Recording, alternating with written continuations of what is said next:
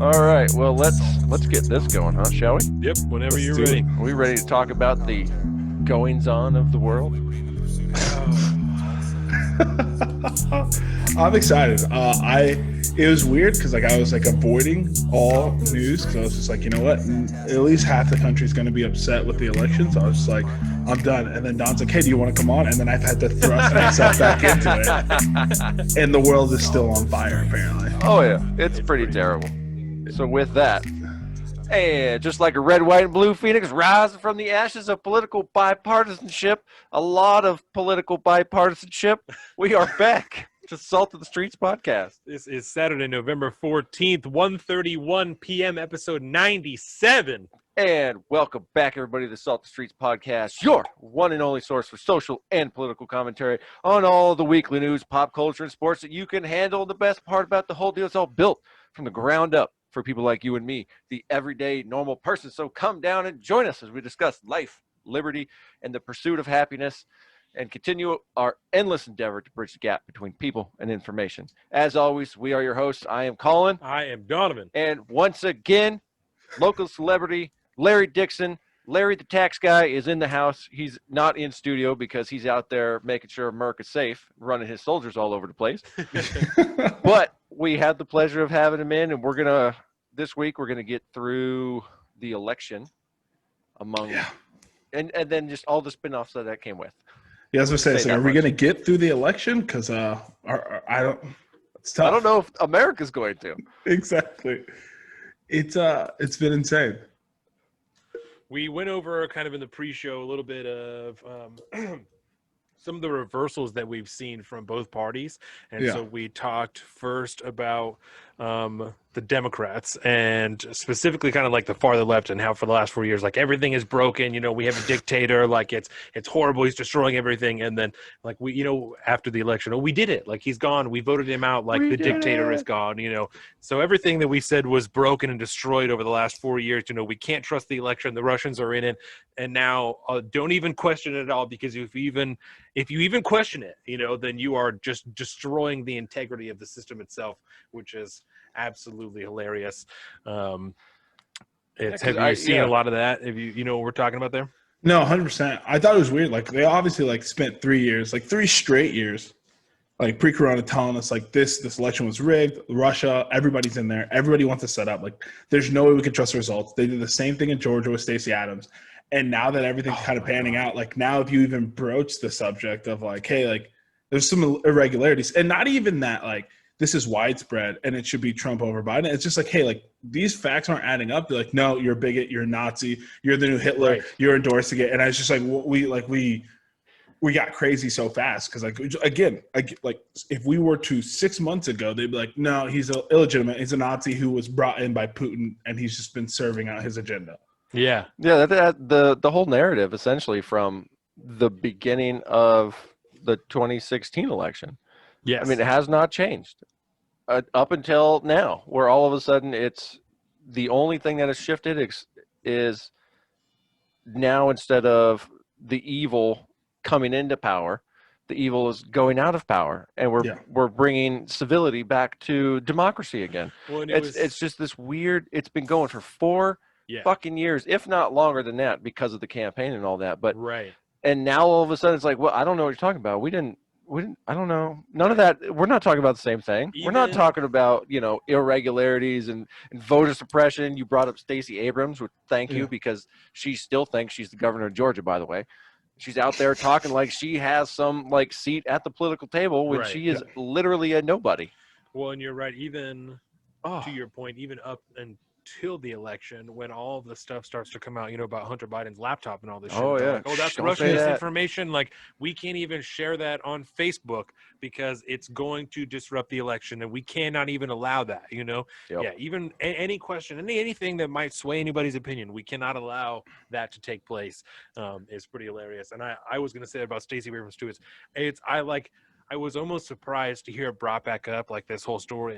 She was, denied the governorship by this and this. And I'm like, this is settled over a year ago. She lost and refused to concede, much in the same way that Donald Trump is now refusing to concede. Mm-hmm. And, she's now they're like, oh, Stacey Abrams and 5 or 6 other women shifted, the face of Georgia voting into like this. I'm like, that's certainly that's true. That is After true. she lost the election, Yes, they then 100%. went on a huge campaign to shift voting in Georgia. But the PSA guys backed that whole thing up for the whole the entire starting time of this saga of Stacey Abrams, of like her being just completely wronged politically. Because, and I'm not like, we talked about it at the time. It was super weird, very weird looking, very suspicious. But after all was said and done, and the votes were counted and recounted, like, nope, this is it, and it's all like good to go. And I want to say it was like a 50. I mean, it was a similar margin in the voting, if I remember right, like 50,000 votes or something like that. 50,000 votes ish, something like that. And in one state, like, that's not a small margin, for one particular state. If you're talking about between 2 presidential candidates, right? If that's what separated Joe Biden and President Trump, we would say, okay, let's do a lot of recounting, because that's not that many in a country of X million. But in a state, like 50,000 votes is like the gap in the Senate race right now is less than that, or it's more than that. So it is still pretty tight, that 50,000. And where was it in Pennsylvania? I think is a similar margin. Yeah, I think Pennsylvania had tight margins. Arizona had super tight margins.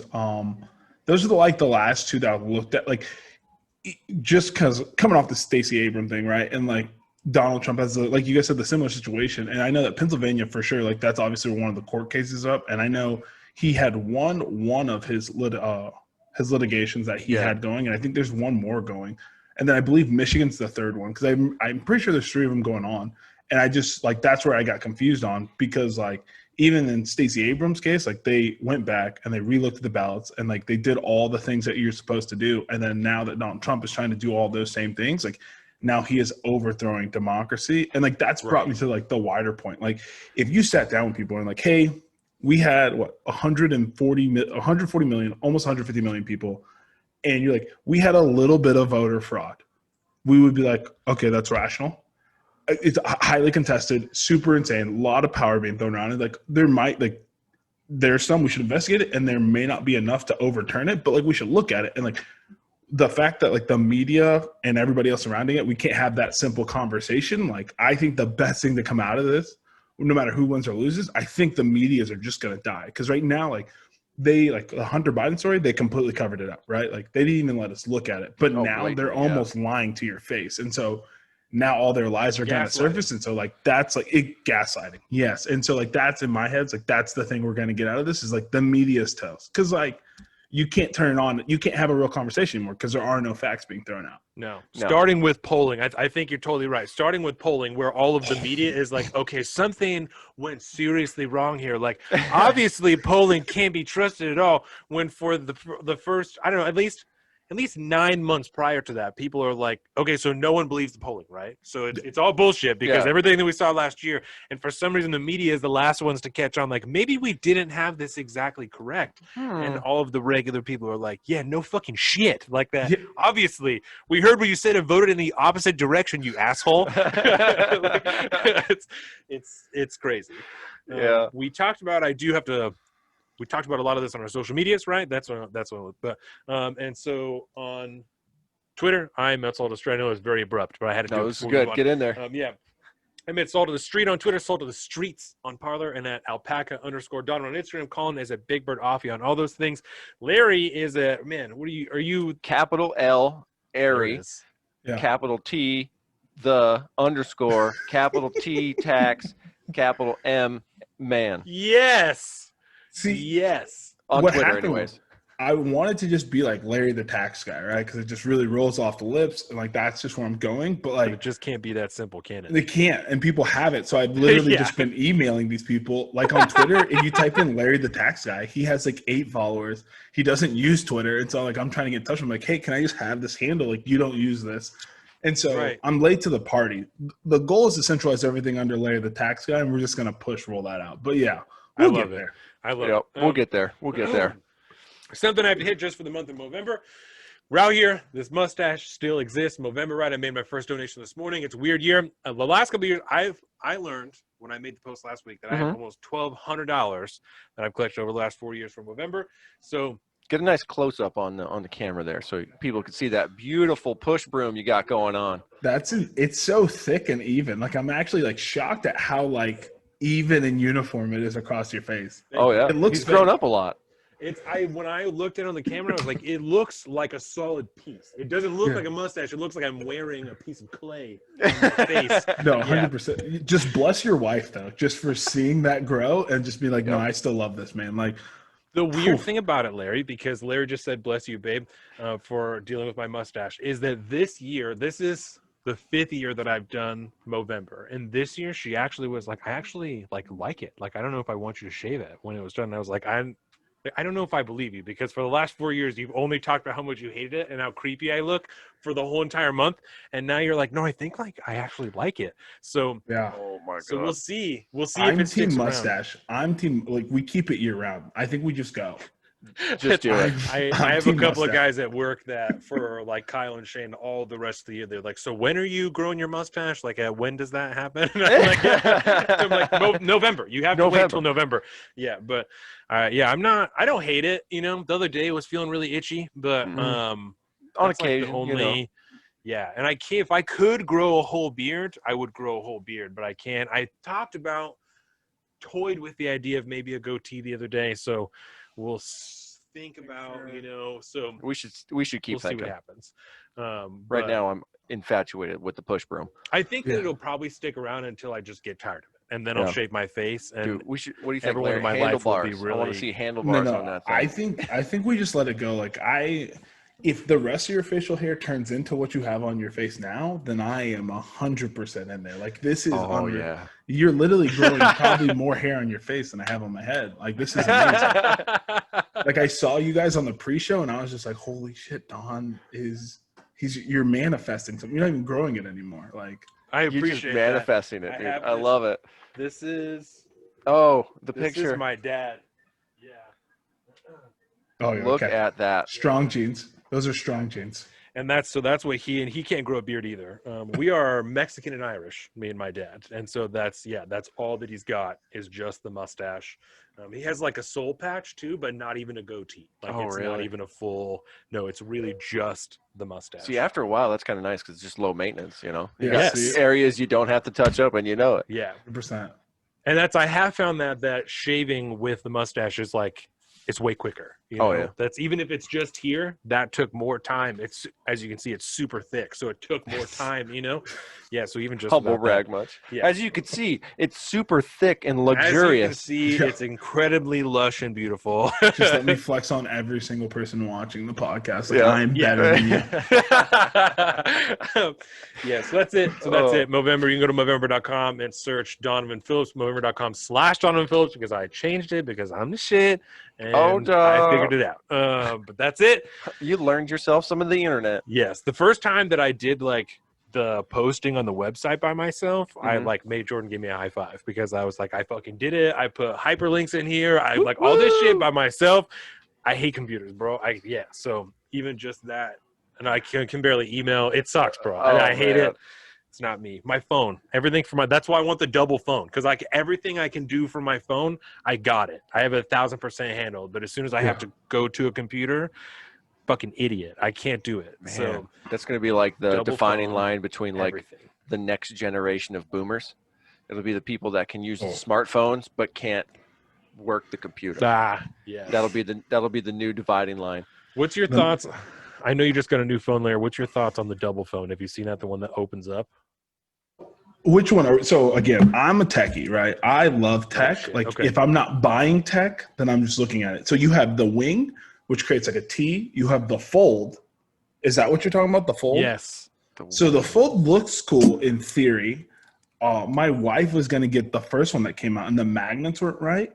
I don't like to be the first in to new tech. So I think I think that's where we're all going to go. I really think that we're all going to like pull out of our pocket and then open it up into an iPad. And then we're just going to move stuff around with our hands and then we're going to fold it back up. So I like the fold in theory. In practice, I hate being the first person because there's so many kinks. Like the first one was like messing with people's their pace meters in their chest or whatever. Because the magnet was so strong. And then you saw that Samsung, like they had a phone that blew up. Like Samsung first in, never see me. So the Fold, love it.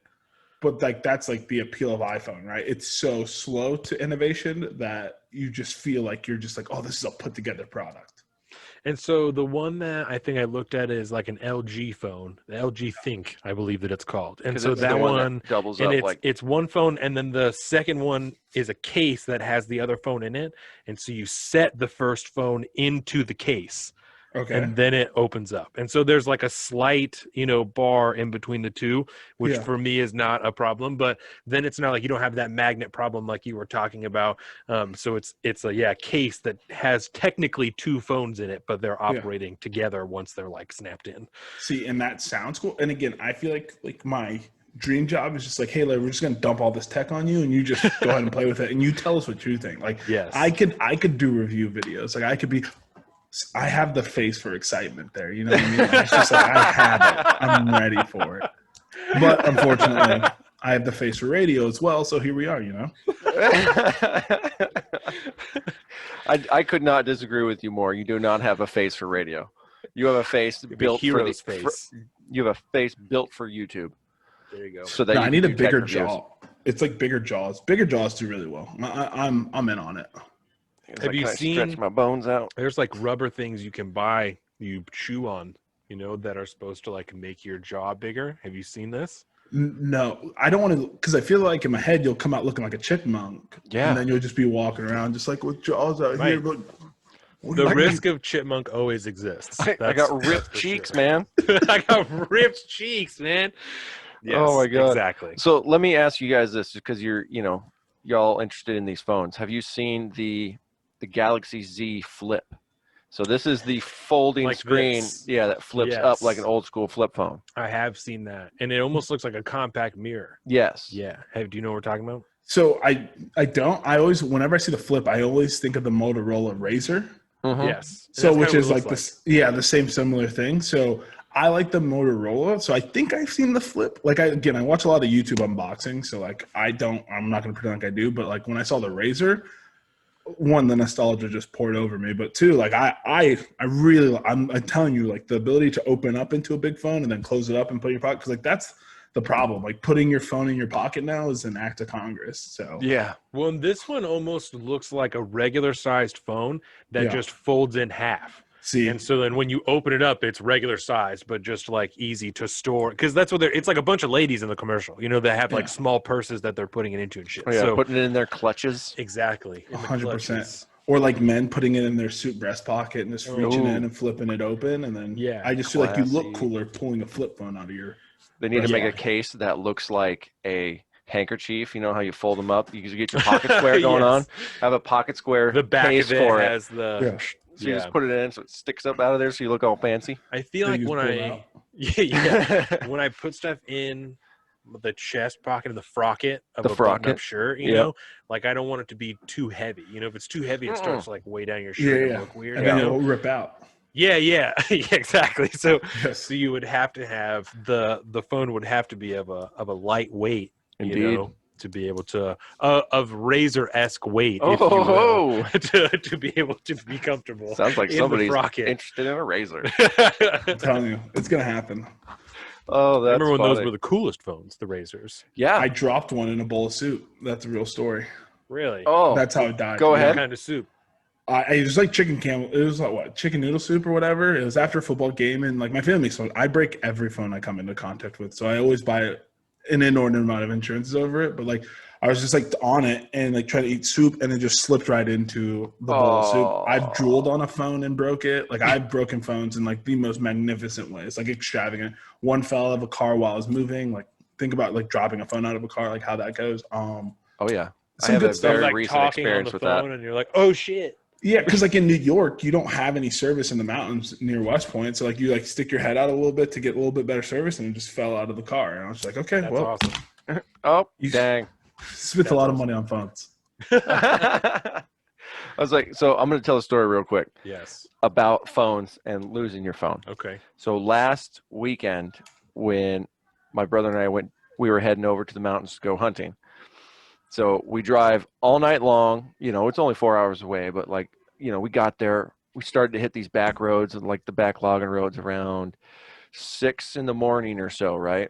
And we kind of jump off this first road and we're thinking it's the right one.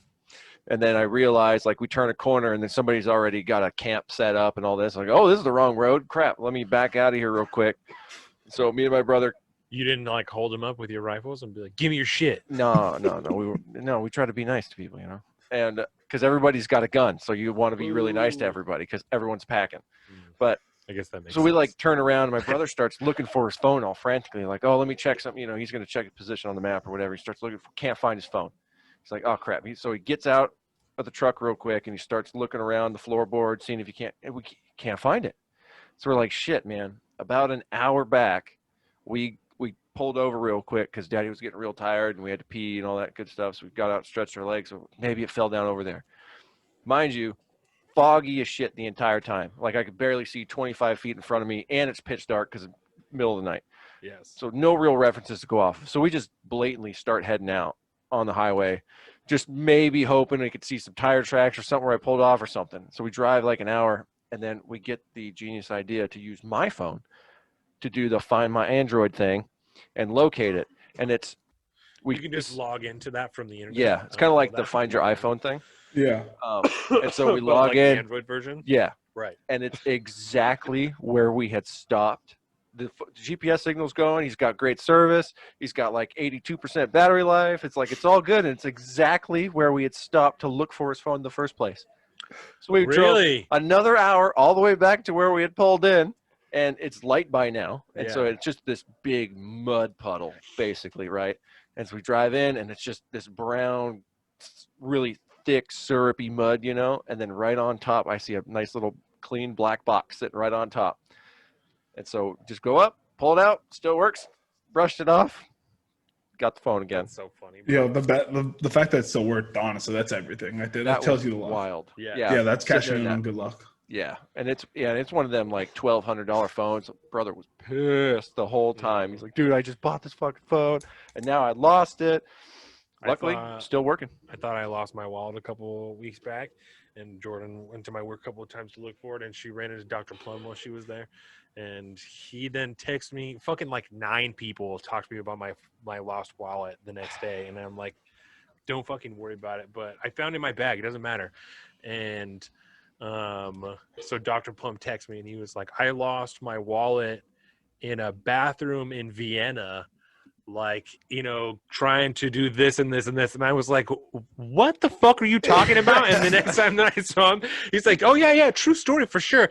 And so he's fucking in Austria and goes into a hotel to go to the bathroom and takes his wallet and shit out of his pocket to go to the bathroom and then walks straight out and then goes to get on a tour bus or some shit and realizes he doesn't have his wallet or his passport or any of his fucking shit. And so he goes back to the hotel and yeah, he said was able to parse through enough, English and whatever. I don't know if they speak German or I don't know what. What do you speak in Vienna? Yeah. What do you speak? Larry, what do you, German? Yeah, I think so. Listen, I'm geographically inept, so I don't know. I know they speak Romanian and Romania, so that's about all I got. There you go. So whatever they speak in Austria, that and English, they're like, oh yeah, here's your wallet. And I was like, and all your stuff was there? And he's like, oh yeah, totally. It's that's in America, there's no way. If you get your wallet back in America, all your money is gone for all of it. Sure. Yeah, for sure, they're taking all your money. And you probably want to get rid of your credit cards because they still. Yeah, probably, guys, because they might have bought something. Just before they were like, I really wanted this thing that I couldn't afford, so I'm just gonna scoop it on Amazon real quick, and I might even add this to my quick cards, so that I can try and use it in the future, and then we'll see what happens after that. That's so funny. And the internet is telling us they do indeed speak. 98% of the population speaks German in Austria. 98% German. Nailed it. Go. Count there it. you go, Larry. We are some learned individuals. That's all that West Point training over there. 100%. They teach you so much about it. Oh, Larry, yes. When you were in the academy, was the book Starship Troopers by Heinlein still part of the required reading? Did you read Starship Troopers? No? No, thank God. Oh, No. Okay. Thank God, no. Thank God. No, Bro. I had a thick reading list when I went through West Point, especially like as a freshman when they would require you to read it. The New 52 was coming out from DC, so I was reading a lot of Superman and Batman. So I had a really thick reading list there, so I couldn't have got much else in there. That's funny.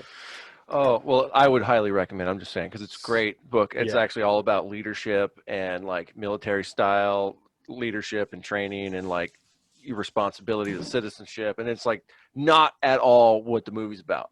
Yeah. But I'd always been told that they still teach it at West Point. I'm like, oh, I totally understand why now. I was like, I got to ask Larry about this. Apparently not. Just because you mentioned this, Larry, you're staunchly a DC over Marvel guy. Yeah. So this is an emotional thing for me, right? Oh, shit. I love universe. I love building organizational like things, right? So like I don't have a favorite football player. I have a favorite football coach, right? Because they build structures. Like I don't like things. I like leaders. Logistics. So 100. Like I like when you bring it all together. So whenever it was DC, when I was reading comics, it was always DC because their world building was better and they had great writers that were just building better stories. It was syncing better. Like at the Blackest Day, Brightest Night, the New 52 series, like you like the final multiverse, 100% the Crisis multiverse. Yeah. And then Marvel flipped it on its head. Like the 22 or 23 like movie episode multiverse they built out was incredible. Yeah. Like I just remember I watched all of it. Like again, it's like the subtle ties and then the hard ties. And then like the Avenger movies, the only movie I've ever turned my phone completely off for and just watched it. Really? It's the only one. Otherwise, I have on my phone. I check my watch, and I love movies. My wife will tell you, like I make her go to a lot of movies with me, but that's the one. Like I remember, like we went to New York, went to an IMAX theater. It was in Syracuse. It was me, Kevin, and my other best friend Brady. Like it was just, I can remember where I was because like I was really there for that movie. I could have cried at the end. I think like I was emotionally tied in. So like the comics love DC better, and for Marvel, I like the movies are better. Like the DC like. DC kind of got messed up because like Batman just like fell out. DC movies are shit. Exactly, right? Because they were gonna build around Batman, and then not Christopher Nolan. So Christian Bale was like, "Nah, I'm out." And then Christopher Nolan left, and then it was just like, "Okay, well, we lost our Michael Jordan." But then Marvel kept Robert Downey Jr. and Iron Man, and like you can literally see in my mind, like building around those pieces is everything. And now they were on their third Batman. They have 6 Supermans. They've just had a lot of bad misses. Oh yeah. Plus, Superman's a broken superhero, so I think in the early days of comic book movies, when they're making Spider-Man and shit like that, I feel like the movie makers, the powers that be in the movie industry, neglected to understand how important it is to have one concurrent character or one person who is this character, you know? Yeah. And so like that's why everyone can have a different, you know, like, oh, my Batman is fucking, you know, whoever. And I know like Val Kilmer, all these different fucking Batmans. Nobody's Batman is, just to put it out there, but just, you know, or like the greatest you know, Batman is George Val Clooney Kilmer. and all this shit. They just kept finding different people to be Batman, you know? Yep. And so all these movies are like super subpar until they get to Christian Bale. And I mean, some of the other ones are fine, you know, but like for me, Christian Bale, Michael Keaton Batman is so fine, you know what I'm saying? But like Christian Bale is Batman. Like that's who I'm trying to see. That series of I stumbled across a YouTube video of a guy talking about all 3 of those Christopher Nolan Batmans and like all these little ties and stuff. And I was like, damn dog, like it inspired me. And I went home and rewatched The Dark Knight Rises. And I was like, this movie is fucking incredible. They're so good. It's so good. They're so subtle. And like, again, it's super important. Like in like a very, I don't know if it's crude, but a very aggressive, like your kids, your son only knows you as dad, right? No one else is being called dad. It's important. Like for me to spend money, like who is Iron Man? Robert Downey Jr. Some would say he's not even Robert Downey. He's Tony Stark. Like he's not even Robert Downey Jr. And like, but like, who is Batman? Who is Superman? Who like Christian all Bale those is things. my dad.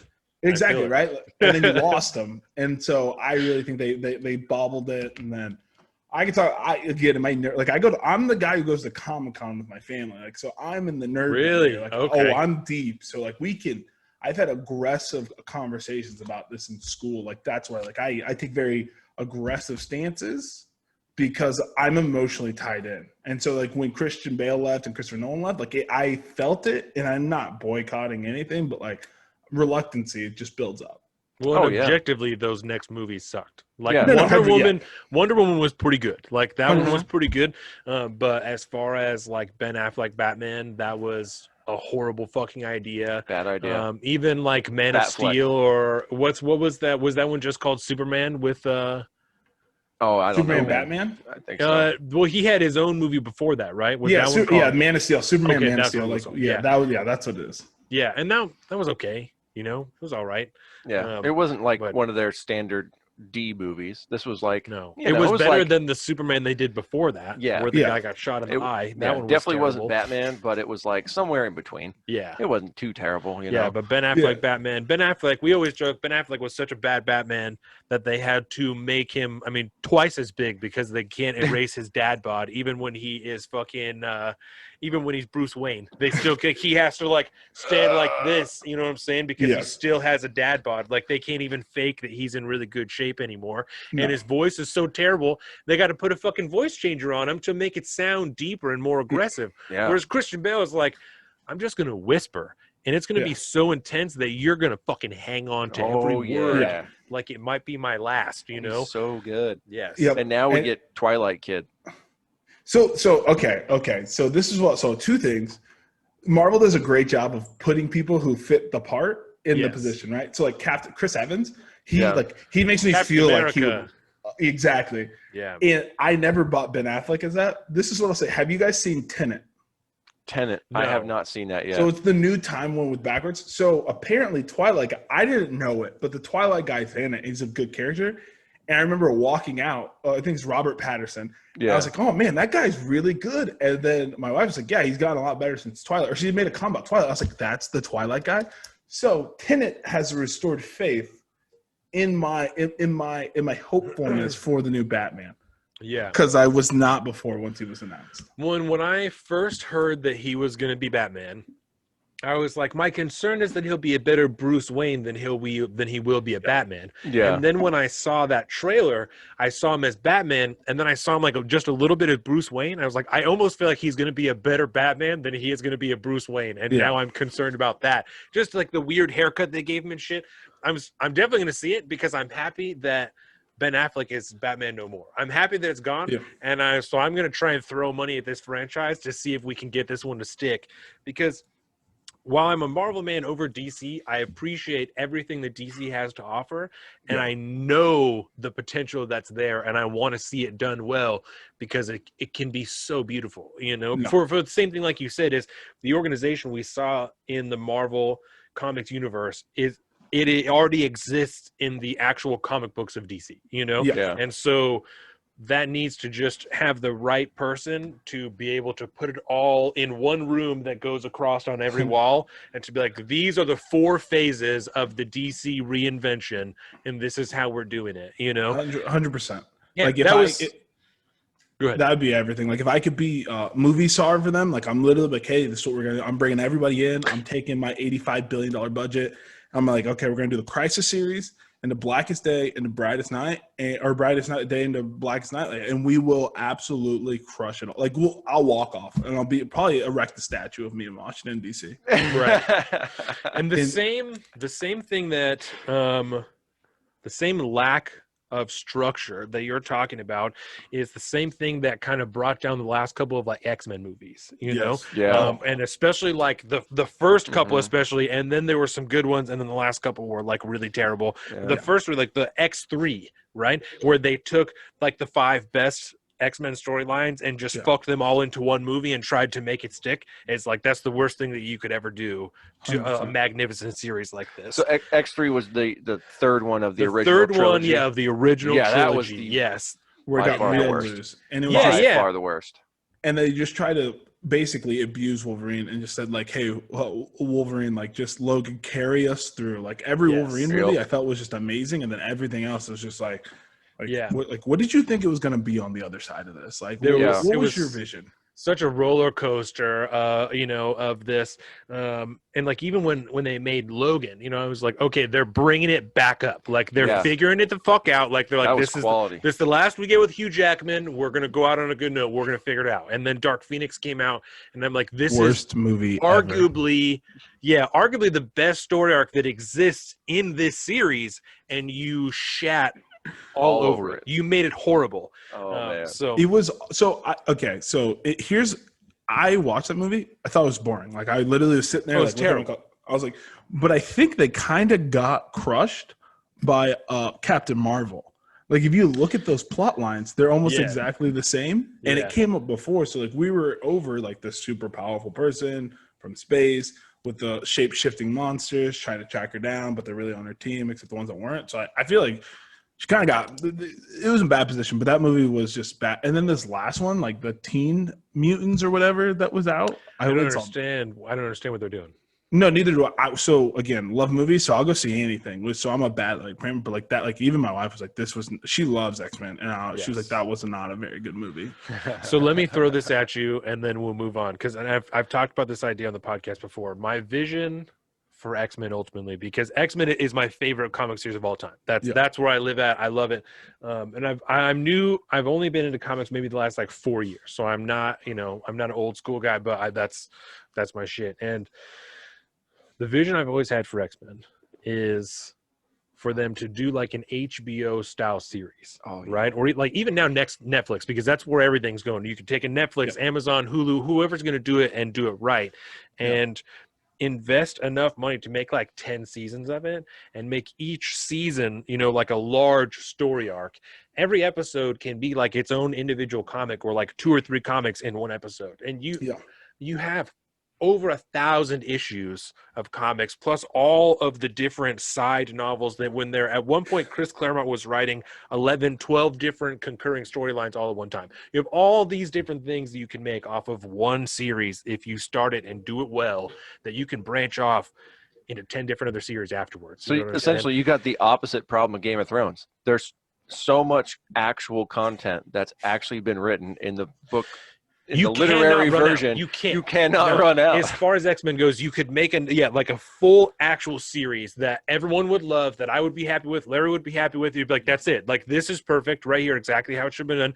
Find some characters, 6 motherfuckers that are going to be there from episode 1 until most of them there at the end, because people die off and shit. But exactly, right?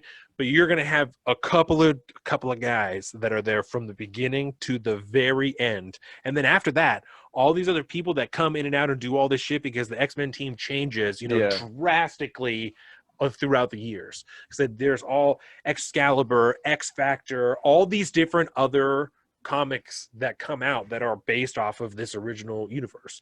That'd be super dope. All you got to do is make the Uncanny X-Men and you're good to go.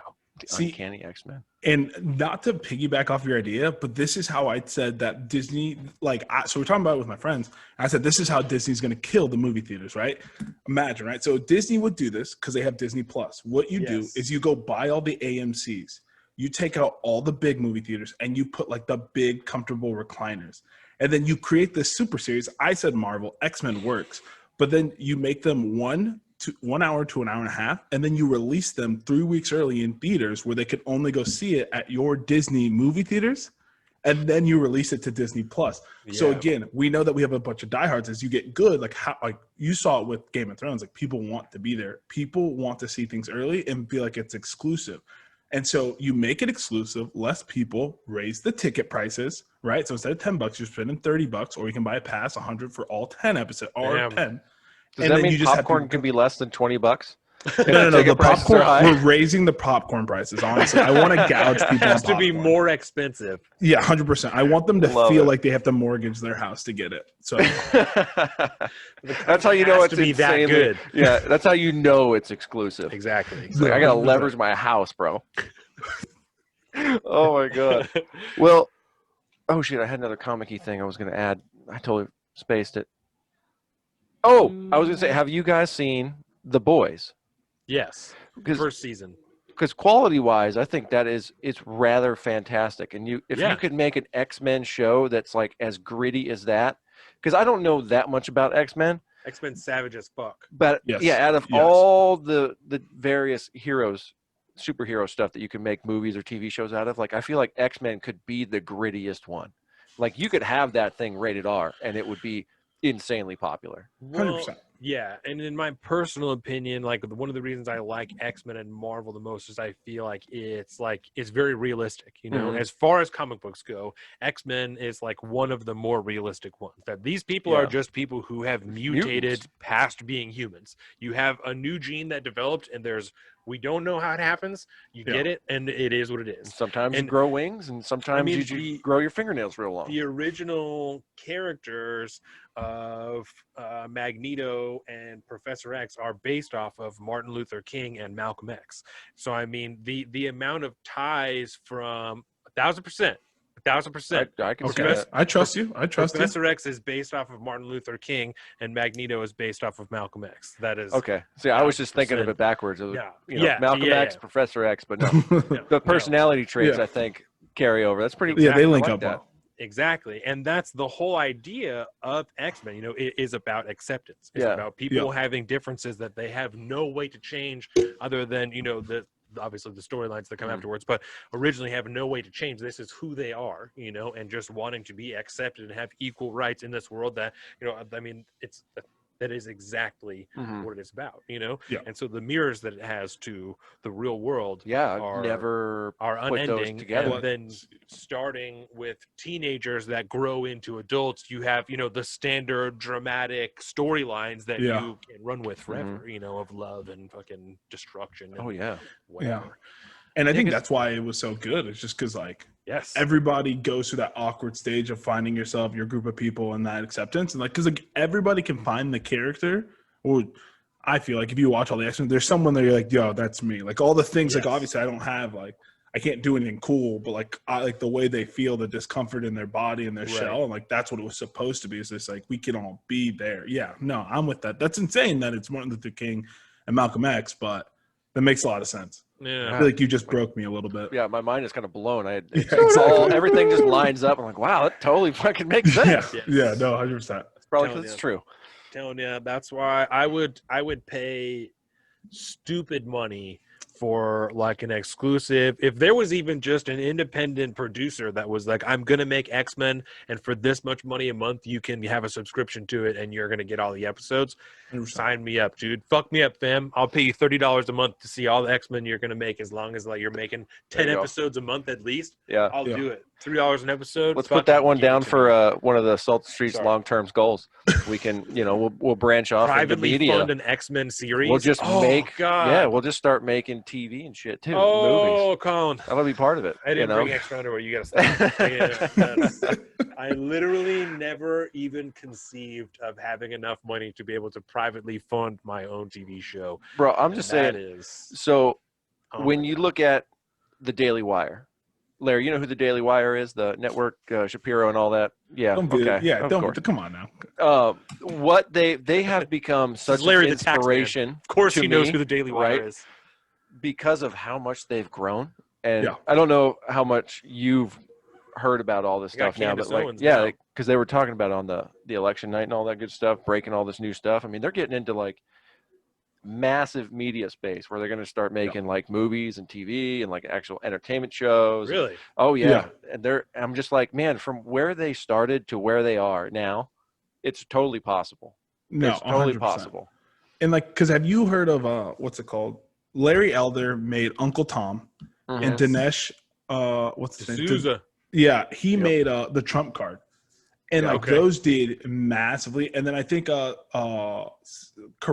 oh god, he's a comedian. Adam Carolla, Steve Carell, Adam, not the one. Adam Carolla? Yeah, Adam Carolla. So he made one too about colleges, right? Like kind of that group thing on campuses. Yeah. And what they saw is that all three of those did better. And then so Daily Wire is essentially now they're starting to congregate kind of the free thought, because the big problem that they have is they have small budgets, but they're scattered. But Daily Wire could not compete with CNN, and Larry Elder at Epic Times couldn't compete with MSNBC. So they're starting to pull resources and then create the alternative to the entertainment options right now. So like that was one, because I thought Uncle Tom was one where I bought it when Larry Elder came out with that, and I thought that was like it was very insightful on like the opposite side of like the conversation about being black, where like we had one that was very pervasive through all medias and like all social media, and like that one was just like it was counterintuitive, and a lot of people have said like a lot of things, but it was a very cool perspective. So I think that's what Daily Wire is trying to do. Like I saw them scoop up Candace Owens, and I think they combine with PragerU. Yeah, they're merging with PragerU. They're going to become part of them too. Yeah. Okay. So the entirety of the PragerU library will be available on Daily Wire after their whole thing's done. Whenever I mean, it's all 100%. Like coming down the pike, but yeah, it's just the growth there, man, is so inspirational to watch. Like regardless of the fact that they're kind of trying to remake media and they're the new media and they're staking their flag on their conservative bent and all that. Like regardless of that aspect of it, just this emergent media market that is coming online, and I think you're definitely onto something where you're talking about like essentially for that ideology of entertainment, it's so scattered, and so nobody can really compete with the big wigs of CNN and MSNBC and Fox News and stuff like that. Right. But if somebody gets big enough so they can start getting people into it, like even like the Blaze TV tried to do for a while, and they're relatively big. They just scooped up Dave Rubin not too long ago. So the Blaze, Crowder's been on there just a couple of years, and then they got Dave Rubin within the last year. Yeah. So the two of them either need to combine forces, I think, or essentially work hand in hand together going up, because they're both massive. Crowder this week actually celebrated having more overall subscribership than the Young Turks.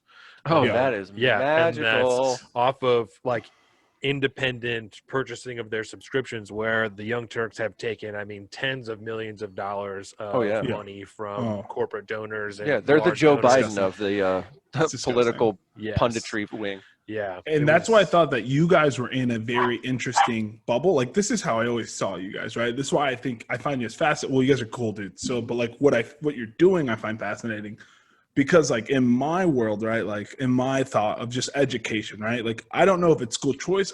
I like a decentralized approach to education. And then that's where people like you guys become so important, right?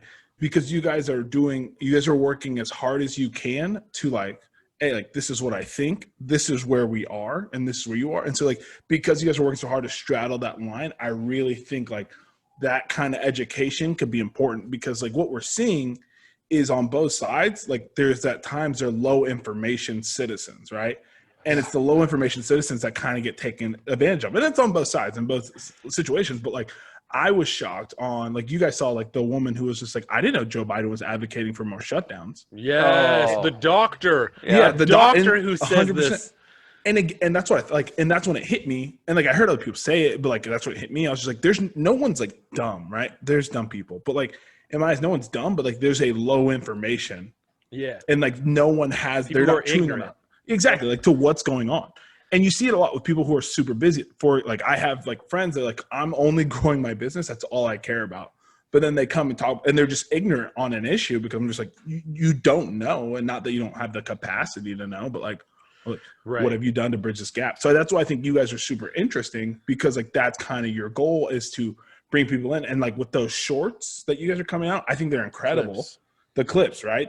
I call them, I like shorts. Or clips, that's fine. Clips. Shorts. Call them whatever you want, bro. It doesn't matter. Yeah, and I think chewing on a 3-hour podcast can be intimidating, especially when you're not going to know a lot of material. But like those 10 minutes where you're like, it just like make you think. And then like if your thing could be like, hey, like continue this journey of thought, because like you guys disagreed on who you guys were going to vote. Well, you guys call him kind of late hours, said he was going somewhere else with it. But even at the same time, you guys were like, okay, these are all the facts. Like you guys went, like you guys pulled up the brochure. Like these are the objectives on our voting block this year. This is what it means. Like, let's talk about it. And at the very, like, you guys are making such informed decisions. And like, that is massive, to not direct someone, but to teach someone how to find stuff, to teach someone how to think, rather what to think. And I think that's why I find like Salt of the Streets so fascinating. I appreciate that. And I will say that's Go ahead. Go ahead. Mine's quick. We've kind of talked about, and you're talking about ignorance. We've kind of talked about that in the past we've called it like a willing ignorance, and that's Jordan. That always makes Jordan laugh because that's like a Office reference. But like a willing ignorance, because like you said, people, your friends, they have the time, they have the ability, they have the resources. They're choosing not to gain that information, and for one reason or another, whether it's they don't know how or they're scared or whatever it is, they are making the choice to not have this knowledge.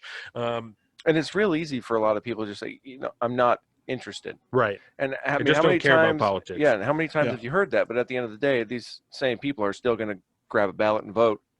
And post all over Facebook about the shit that they hate and complain about their taxes. And, I can't believe this person is doing this, and then not fucking vote to try and get them out of office when the election comes around. You know? Who gives a fuck about a midterm? It's not an election year. Why am I getting a ballot in the mail? Yeah. I'm not voting for president again. That shit happens. I thought we just did that. Why am I getting a ballot in the mail? It's not an election year.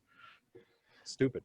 Yeah. And I think that's so important go ahead. No, you go ahead. Go ahead. Yeah, I think it's more important with like the propositions too, just because like in California, for example, like you could be like, hey, I don't like politics, but like Proposition 16, which was shooting down Proposition 209, like that's not a political statement, but like now this is your livelihood, right? Like you don't care about politics, but we're talking about raising property taxes on individual businesses, Proposition 15. And so like, you don't care, that's fine, live your life, but like at what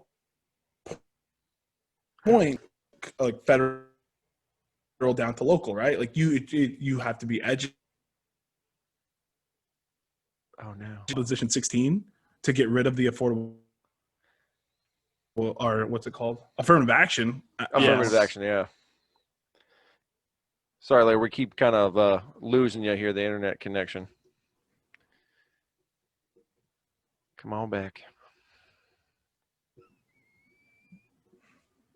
I mean, if it's going to get stuck on a freeze frame, that's a pretty good one right there. There we go. There it is. I think we're good now. Yeah, totally. Like, especially with California, and looking at the way the vote has turned out, super surprised, pleasantly surprised how that initiative turned out. Because a lot of people were worried about the way it was written down in there, how the language was put in, because it was incredibly misleading. And I don't know what it was, if people actually looked into it or not, but it did not pass, and it was not by a small margin. So that was very refreshing to see. Even in California, we're not willing to get rid of like civil rights. The other one, thank God. The other one that didn't the buck pass, stops here. Yeah, exactly.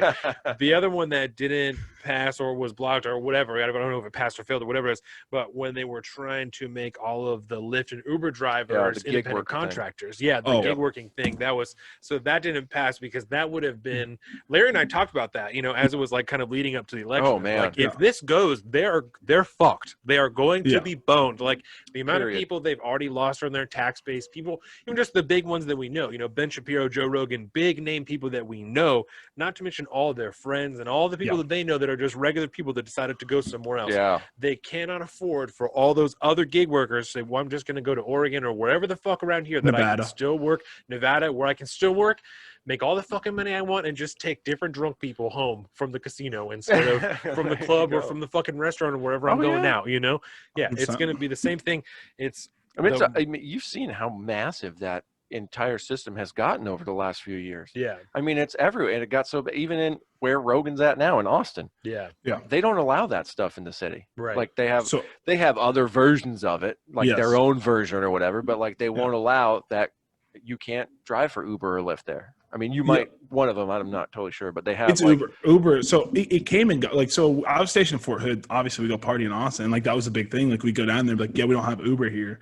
And I always forgot essentially what it was is people want to control Uber, but Uber, Lyft, all of them work on a decentralized basis, right? Like, that's the whole point, is that, like, no one controls. There's a low threshold to get in so that anyone could earn side money and that other people would be able to participate in a larger market.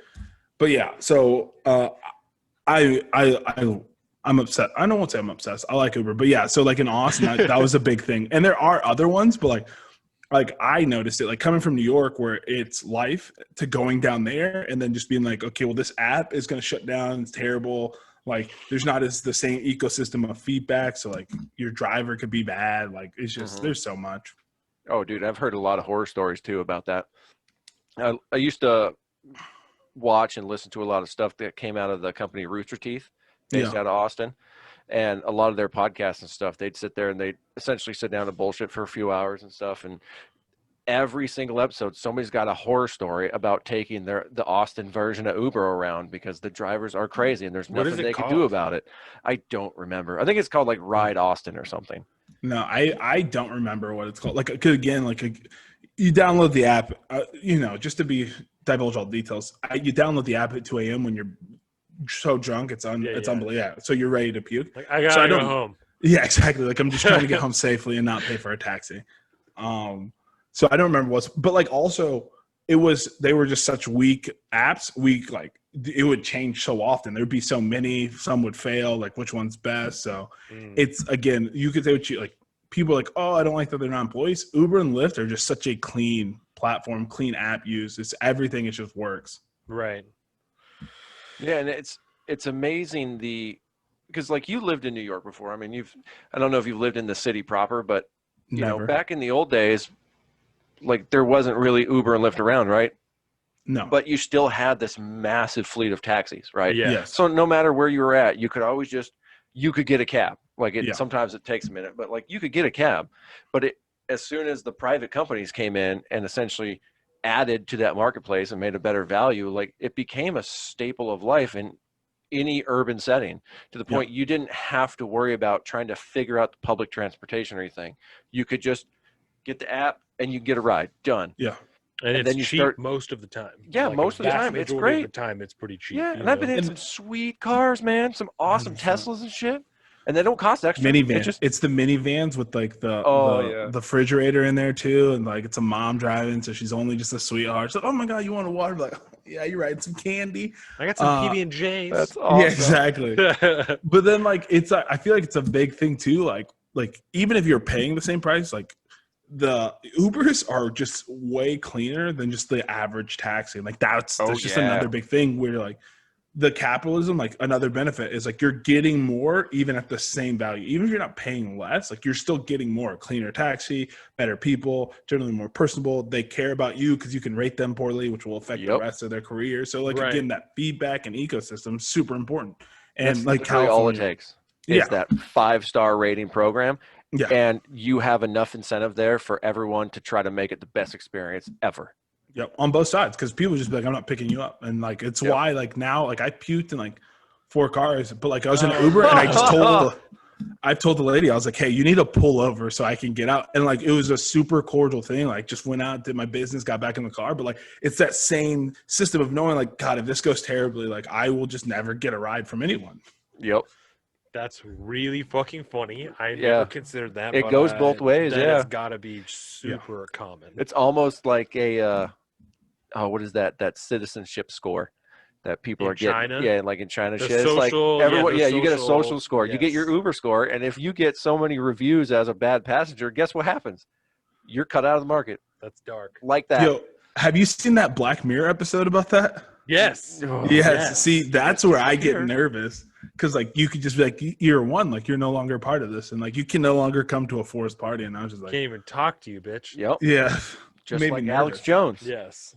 Yes. Yes. So let me ask you this, Larry. Let's start getting into some business. Yeah. Was there anything that passed? Because you're in Oklahoma, right? Yes. Was there anything that passed in the elections this year that you didn't want to pass, or that you were happy in your local stuff? So locally, no. There was like, so in Oklahoma, there was like 2 propositions. One had to do with like a Supreme Court justice, which was completely fine. And the other one was like tobacco use. And like, it was basically giving tobacco players more power and having them be taxed less. And I didn't feel comfortable with it. It didn't pass. So I wasn't, the one I wanted passed, the one I didn't want didn't pass. So that was super easy. The one thing that I saw looking around is that, except in Oregon with crack, but everywhere else, like releasing like all that stigma on weed, I'm a fan of that. I'm a big like I've never smoked, and so like it's not something I do, but I'm a very big pro weed legalization guy. I've always been it. I've never understood why it wasn't legal for the life of me. Like I remember in school, everyone's like, "Oh, it's terrible," and I was just like, "Can you show me a study where it does something negative to you?" Like we drink, we smoke tobacco, we smoke cigarettes. Like what are we worried about here? It's like I've always been super pro like. if you want to do it on your own time, safe. So I was super happy to see a lot more states come into the fold. That's good. That is good. And what is the worst thing that happens to you when you smoke too much weed? You gain weight because you get the munchies real bad, and then you take a nap. I mean, 100%. I don't, I'm sure there's some people I'm sure that can get really fucked up and then do something really stupid and go like drive around and, because there's always going to be people like that. But for the most part, especially when you compare it against alcohol, it's almost like a net positive at that point. There's almost no negatives when you compare it to something as terrible as alcohol. And I mean, it's not going to stop me from drinking, but right. 100%. And like again, there's no long-term effects. There's no short. So like, that's where like, when I saw that states around the country were like passing that. And then again, I was cause I always I get uncomfortable with how the left side, the very, very, very far left, follows California. So whenever I saw those propositions get repealed for like the Uber case, or the Uber case get rejected in their courts, and then the Proposition 16 and 15 get repealed, I was just like, okay, well, that makes me comfortable. It makes me feel better. But like Oklahoma is super, like, they vote red, but we're super libertarian around here. Everyone's like, let me help you out if I can, but otherwise just don't bother me. And so it's been refreshing. Have you seen anybody, we were talking about a little bit in the pre-show, people who are upset and have been saying like, well, it seems like California is not as liberal as we thought it was because they turned down, this proposition. measure. The proposition about affirmative action. And I have seen that people were like, well, they're obviously not as progressive as we think. Have you seen any of that?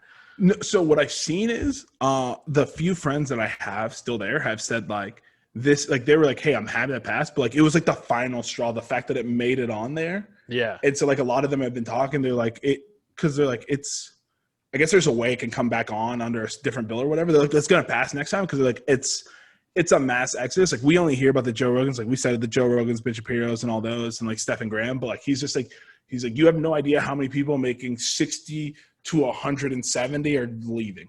Right. Yeah. And like there's like those are the people that are gonna ruin California for California. And like that's why like it was good, but like they're all going and everyone's fleeing. And like you kind of see like, Arizona turned blue and like they thought Texas would turn blue. So you can kind of see the migrating pattern of people from California. Also, your guys' property values are skyrocketing. I'm assuming that's because people from California are coming.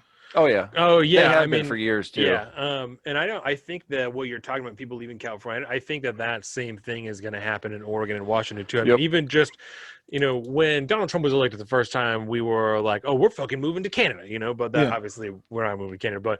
But this last time that we're like paying it, Jordan and I, that we're paying attention to shit, we're like politically informed, we're watching these last elections. Like, I don't want to fucking live here anymore. Like, this sucks that this is the way that all these people feel, that there's 2 hours into election day and they're like, Biden, no question, the whole West Coast going for Biden. Like, I would really like to live somewhere where like, we don't know, we're not sure who this state is going to go for, because this times it's gone here and this many times it's gone here.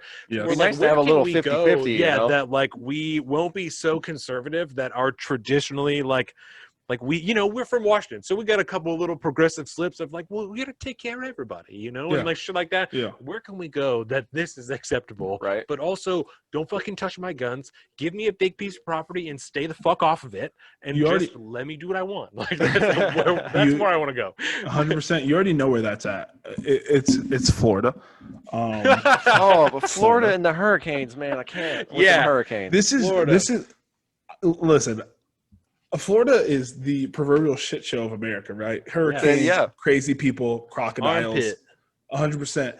But let me tell you, when I was watching the election and at 9:00, so I listened to a podcast where their governor DeSantis came on and he said, we'll have it done by 9:00. And in my head, I was like, calm down, Florida. Easy, 2000, right? And then at 9:00, it wrapped up and no one has sued anybody. There's been no voter suppression, no voter fraud. And they wrapped that up with enough time for the governor to be into bed by 10. I'm just like, okay, hold on. That's better than I did. Jesus. Yeah. Listen, so I personally, if we're being completely honest, I want to go to Wyoming or Tennessee. Yes. We talked about Montana. Montana, I like Wyoming. So Wyoming doesn't have any state tax. So Yes. that's what really does it for me. My wife, beautiful woman, she accepts my things, and I will never Wyoming, live babe. somewhere where there's a state tax. So there's really 7 states and then North Carolina and Tennessee that you can really choose from. You guys live in one of them, so that's what makes Washington so appealing. Yeah. And it's so weird. Like Washington State is so complicated. Yes. Because it is literally split geographically, Yeah. and it's more or less red versus blue, Literally. based off the Cascade Range. Yeah. And you go over to that side, other than Spokane or like a little bit in Yakima, but like the 2 bigger cities over there, obviously are blue because they're cities. But other than that, it's dark red everywhere, and it's only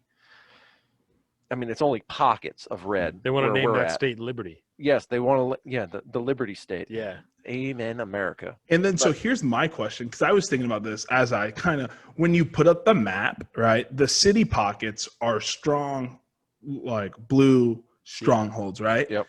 And so, did this election, right? I think the final tally is 77 to 71 million. Does this election make you rethink the Electoral College? Does it make you want the popular vote? Because obviously, the guy who got the most votes won. But it was close because of the Electoral College. I don't know how you guys feel about it, because you guys live in a city where red country is not too far from you guys. You know what I mean? But you live in blue. Yeah. I would defend the Electoral College with my dying breath. I have said for at least 2 years now that the problem with the Electoral College is super delegates, is people that are not beholden to the will of the people that have chosen for them to be there.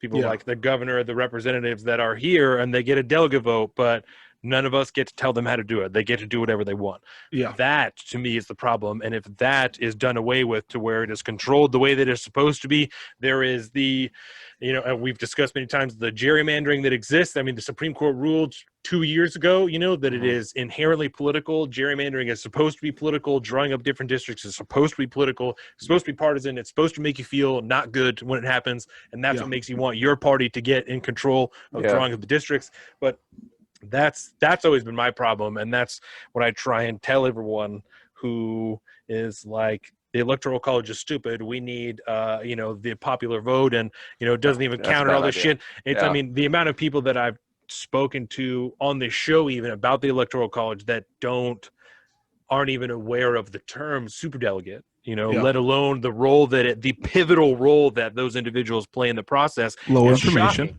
Exactly. And I don't, there's some stuff like that I don't necessarily blame people for, because even when I was in school learning the basics of the Electoral College, I don't know that we were informed on superdelegates. I think that I was an adult before I was like, wait, what the fuck is a superdelegate? Like, what the fuck does that mean?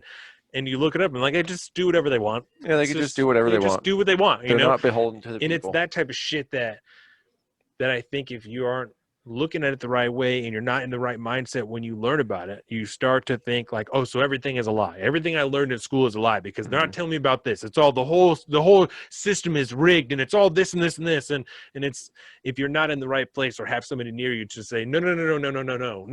Listen, the Constitution, just look at this and it'll explain everything and it'll be okay. And we'll be able to see what's wrong and what you're talking about, and we can fix that. But the core of this, like, I saw a video, it was just a clip, maybe like a week or two before the election, that was talking about the popular vote and just the straight ethnic breakdown of the country. And they were like, it's, like almost 60% just straight white. Like if you go on a popular vote, you could have somebody who somehow Adolf Hitler style convinces all of the white people to be neo-Marxist or like whatever fascist, whatever ideology they're going to come up with, right? White supremacist, and they can gain control of the country with zero colored people at all.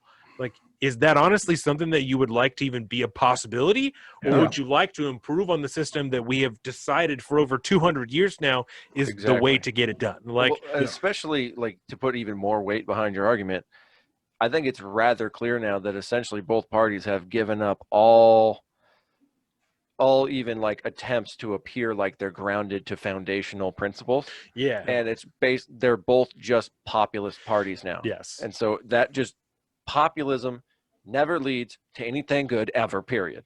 No. It never it never goes well. It never has gone well, and it ain't ever going to go well because as populism is the 51% versus the 49%. Yeah. And the only thing that does is make it so that you fucking hate the other side. Yeah. 100%. That's it. To get back to I wanted to kind of like throw my 2 cents in on the electoral college. Yeah. When you look at a state like Nebraska or New Hampshire that splits the votes with the delegates, I think it would be a real interesting thing to have all states essentially like you have all your fucking electoral college delegates have to vote according to the way your state voted. Yes. So instead of getting how many do we have? I forget how many we have in the state, but let's just say we have like 13 electoral votes. Yeah. Around maybe that. I don't know 13, exactly. 15, but if roughly half the country or half the state votes for Donald Trump, then half of our delegate votes go red, and then the other half go blue. And that way every single state has a representative makeup of how their individual voting districts voted, as opposed to a winner take all scenario that we have now. It just seems ridiculous. Because like if winner takes all is still more of that 49 versus 51, it makes people like you and I who live in Washington State feel completely and utterly disenfranchised by voting, because no matter what happens, unless we agree with the majority of King County, Snohomish County, and Pierce County, our votes will basically almost not matter. Yeah. Because they make a majority of the population and then done. 100%. Yep, especially because you guys, if you're grouped in with King, are you guys grouped in with King County? No, we're next door to King County. You guys Kitsap County. See, I've been gone so long. I'm not even a Washington, except on my as far taxes. as the district goes, right. We only have like 10 counties in the state, right? Yeah, but like that's a good point, because like so you guys live in one, right? And I am in one, right? So I voted in Oklahoma this year, and it's red, right? We're in Trump County. Like I went on a run and I counted 17 flags, and I only do about a quarter-mile loop, right? Like, so we are in red country. But like I think about that for Biden. Right, exactly. And I think about California, right? Because like they get 55 electoral votes. And so that's literally like this, like it's like us, Nebraska, like all like Wyoming, all into one, right? It counts for like 8 states. And like I constantly hear that there's the most Republicans in California.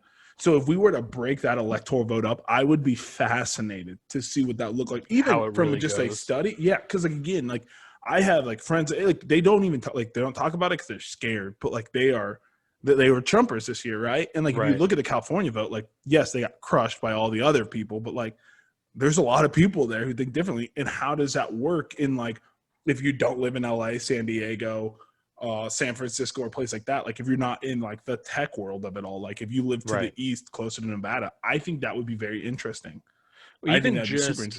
Even just famous people, how many famous people are actually conservative that would rather just not say really anything political and only say the stuff that they have to say to save their careers than express how they really feel, I mean, Twitter streets. Ben Shapiro was talking about fucking Mark Duplass. Right? Yeah, like 2 years ago, one of the guys from the league reached out to Ben Shapiro and like sang his praises, and then like was like, oh no, I'm sorry, I even talked to him, like I didn't even mean to. Like you can't even acknowledge that you had a conversation with somebody, or that you appreciate their take or their anything. And he blatantly stated like right off the bat, I don't agree with almost anything. Yes. But if you were going to try to get a perspective, he's not a bad guy to get it from. Yeah. Yep. And you just get ostracized for that. Right. Where does that come from? Is it like is it the media, or is it social media? If there's a third party to enter into, but what I've noticed from the media, right? They're very, like you turn on Fox, you turn on CNN, you know what you're getting, and then social media. There's so much money to be made in hyper focusing on a niche. Like, are we doing that with our social interactions? And so, like, as we can't go outside as much, like we're only seeing the people that like the things we like and think the way we do. So I always wonder, is it the media with their massive reach pushing it down on us, or is it our hyper focus on social media? I think that if I had to answer media, I would say social media has at least one part, right? And this goes into like kind of like my hill John that we were talking about, right? That like the Democratic Party, Joe Biden, right? The new face of the Democratic Party, the new face of, half of the nation, right? How many people accepted him? And he is making all of these speeches about healing the country. We need, we're the party of unity. We're going to do unity. Yeah, we're doing, we need to bring everything back together. But then I'm going to say at least half of the people I know personally that voted for Joe Biden have talked about or endorsed AOC, or talked about, anybody who voted for Trump, this isn't over, because we need to remember that they embraced white supremacy, and they embraced fascism, and they embraced kids in cages, and no health care and all this shit. They embraced all these things. People we know. Remember. Don't forget, because they did this stuff, and things may go back to normal, but they're not going to really be normal, because we're just neighbors now. We're not really friends, because you did all this shit. And it's like, I don't. Yeah, the message of remember that approximately half the country is still, your neighbors are still racist. They're still xenophobic. They're still, transphobes. Because they voted for Trump. Because they voted for Trump. How many people and this is where I get uncomfortable, right? Everything you're saying, people are just like, hey, you're wrong. I know what's best for you. You voted for someone who's a Nazi. And then there exist people who are just like, hey, I just like the fact that he was bringing our troops home from the Middle East. Yes. I like that he was doing peace plans in the Middle East. That I like how he wasn't going to get rid of my job fracking without a clear way to innovate, to get to a new field, right? I like how he wants to do school choice. None of those things are hateful. None of those things are anti-anybody. And some of those things, some of us just want, what if they just wanted the preservation of life? He was heavy on crime. Right. And I like to protect my home. And so I was discouraged after seeing that, when people were just pointing out, in this district that voted Republican, a big one was the South Carolina district where Lindsey Graham absolutely rolled that dude. I don't remember his name. Devastated. So I thought it was going to flip. I won't lie. I put money on it flipping, because they put so much money in. Every time I saw social media, every time I saw CNN, everyone's like, yo, Lindsey Graham looked afraid.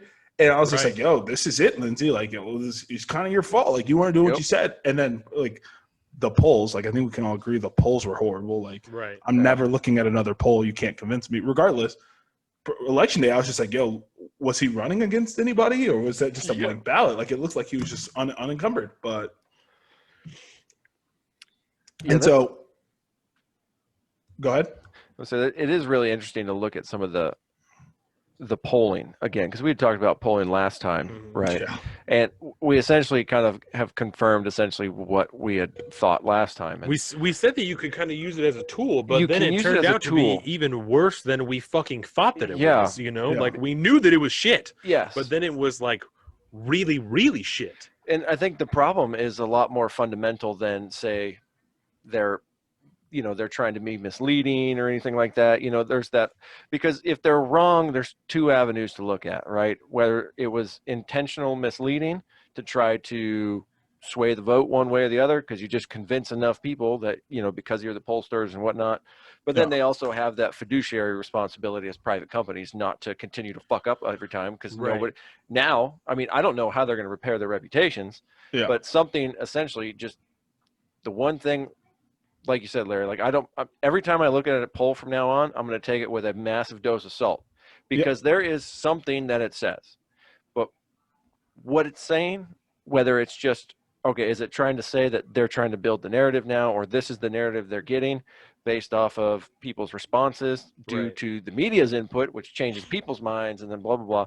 So we just don't know what we're looking at when we get a hold of these poll numbers anymore. And it could be something systemically wrong, fundamentally wrong with trying to reach out to people in the modern era.